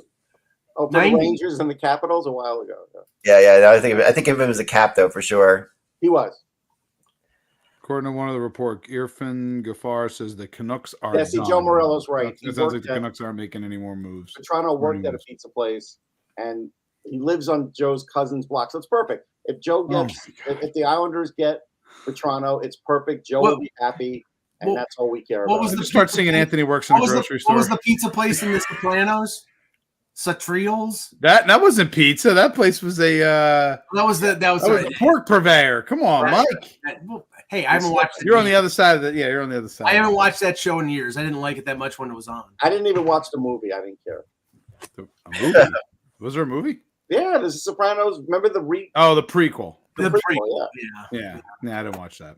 With Gandolfini's son playing him as the young guy. It's like yeah. Yeah. I'm waiting 5 more minutes. As the clock ticks. Yeah. Yeah, usually we'll give it to like 20 after 3:30. No, don't say that. And my question is, I'm looking at this thing. What is the number here? So Hurdle's he's at 8.13 with an 8-year contract. 6 years left. Come on, Russ's wife. Just you don't know her name? Of course, I know her name. I just want to Amy, on behalf of everybody here on the doesn't want to podcast, we apologize. I want to out her on the podcast. On IR, she doesn't want to be associated with this bunch of friggin' losers. Out there. I respect Mike for doing that. Yeah, that's good. So I guess Mrs. Riley Cohen. Smith staying put. So we all thought that was where he was going to be heading. So who's that? What? The Capitals are done. I was just told. For what it's worth. By the way, the fact that it was Bob McKenzie who dropped the hurdle thing is just Bob just literally just comes in just like, I'm just gonna all the rest of you. We're not gonna get into it. Yep. Mm-hmm. Yep. Definitely. The Bob father. Yeah. No, he has connections beyond anything that we could ever have. So he bought Colin Campbell's old house. That's all I have to say. So there you go. Colin Campbell's old house, sorry. Colin Cowherd? Hold on. So here's the article from Sportsnet. Vetrano visits Antonio's Pizza owned by his family. See, I knew it. Very good, very good. So him, Chris Drury, I'm working on a list. Someone tweeted out the fact that Drury did not trade for Vetrano on Women's Day means that Drury hates women. What does that mean, Russ? Exactly, I'm trying to figure out. I don't know what that means. Okay, listen to this. I understand what that quote means, but anyway. Puckpedia just tweeted this out, so this is interesting. All right. After sending down Morelli and Byron Froese today, Vegas had over $7 million in cap space remaining on LTIR. They need to first fit Hurdle on their cap before adding them to LTIR. They have to jump through hurdles. They have to jump through hurdles. Jump over hurdles to fit Hurdle. I love it. Thank you so much for that opportunity, Michael. I appreciate it. Beautiful. Options for the needed space are adding Howden, Carrier, and a couple others to LTI. So all they have to do is add one player to LTIR, and they can fit Hurdle. And that's legs.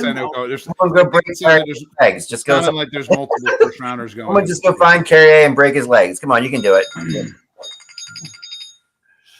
Your hatred of LTIR is, it makes this day great. Oh, I know that. It does help this day. I'll say that. Without LTIR today. Thankfully, next year with the cap going up, there won't be as much LTIR shenanigans. LTIR machinations. This is the fault of the pandemic. Screw you, pandemic. I am utterly fascinated by what the heck they're sending us. Vegas. Yeah. And at the same time, Hurdle, I think he had an NMC too, so he would have had to have waived this. No, he wanted to get out of San Jose. That situation is a cluster. I mean, please, they're not going to be good for 3-4 years. Is Vegas still doing the whole thing where they acquire players and then they come off the plane and they have all the showgirls and all the glitz? Or are they past that now? Now that they want a cup. I still remember Pacioretty showed up and it was like Anthony, are they going to do that when we get off the plane in June for the draft? I've already been off the plane at one point in Vegas this year. That didn't happen then. So David Savard has not been moved and will not be moved to Montreal. Yes.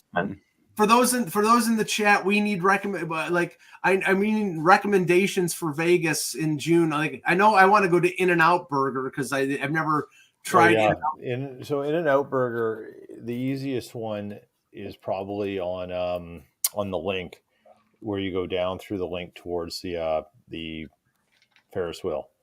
Okay. Very busy. Good. Then Shake Shack right by the in New York, right by the arena. Yeah, Peter, I am debating going to Vegas a day early, checking in my bag at the hotel and going to play poker and because we're not going to have all the time to see all the sites on the because we're going to be there for 3 days, but a lot of it's work. Here's an interesting quote tweet from our colleague Kevin Kurtz.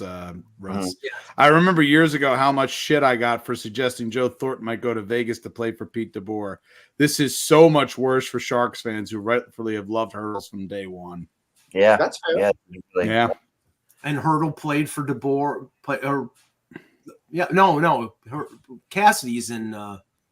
Cassidy's there. Yeah, but he's just implying, how much. Yeah, I mean, I totally agree with him. That being said, if you're a Vegas Golden Knight fan, as another person somebody else in my Twitter feed mentioned, if you're a Vegas Golden Knight fan, it's better to get the blank jersey from the amount of roster turnover they have. Yeah. But, you know what? Okay, I'm waiting with bated breath to find out what they got. But if they got multiple first round, I think multiple first round. Yeah, that's what Kevin Weeks is saying. Then I give Mike Greer a lot of credit because now you do that exactly. That's the deal that you make. You have to, and you hope. All right, Stefan Rosner said the Islanders have stood. All right, here's the details on Hurdle. Everybody ready? Go for it. This is coming from Dreger. Vegas. It's their first round pick in 25. David Edstrom. Yeah, Edstrom's really good. They're first in 23. Edstrom was their first in 23. Yeah, Hurdle is going to be. They're 17% retained by San Jose on Hurdle at 6.75. They're also getting a third in 25 and a third in 27. Edstrom's a good center. He has a chance to be a second. So they only got one number. Oh, okay. So Edstrom and a number one. Okay. Edstrom was their first rounder this year from San Jose. So you're getting a first, and a first in 25, right? And third in 25 and third in 27. I mean, you could put Edstrom with Eklund now. That's pretty good. Yeah. Moving along. Yeah. So and confirmed Savard is staying put. Habs will not be trading. Yeah. So Montreal did nothing, right? What do they don't have to do? So they don't have to do. Montreal's done, according to Chris Johnson. Habs are done for the day. So they don't have to do the LTIR machinations. They fit under the $7 million that Puckpedia mentioned. So he's going right to their cap and then right to LTIR until the end of the season. Yeah. I'm going to go, but I'm going to say my last thing is I don't know what the Montreal Canadiens are. I don't know if they're a rebuilding team. I don't know if they ever make the playoffs again. I'm not sure. I'll give you what they are. They're crap. That's what they are. I mean, I'm just going to say I'm not sure what they are. But that's the point, Russ. That is one of the greatest franchises in professional sports, and the way that they're operating right now, you don't know where they're going. I mean, they've got a couple good young players. I love Suzuki, and Cole Caulfield is a talent, but really they're flailing about. Well, they don't know what they're doing. Shoveling the deck chairs. They really are, and just shuffling them around, and there's not really a plan. And unfortunately, they kind of arrived at this rebuild without planning to get there. Other things happen to cause that. Yeah. See you, Russ. I think we do have to end it here, guys. I need to get going too, but that was a fun show as always, and my set's falling apart anyway. So we still the Kings are done. I was told, so they're not doing anything. The Islanders haven't done anything yet either. Still, yes. I guess they're not doing anything. Yeah, I haven't heard anything more on that Leafs. That Leafs big move. Leafs are done. Probably. We haven't heard they're officially done yet. Panthers are officially done. Haven't heard the Flyers are officially done yet either, but I guess I would think they probably were. I know they were fishing around maybe for they were fishing around for a depth forward, but that's probably Gurionov in this case. So yeah. And then again, I felt they definitely needed to bring in another defenseman. They did that with Johansson, and they're probably, I would say, the only other thing you were possibly looking at was the backup goaltender, and right.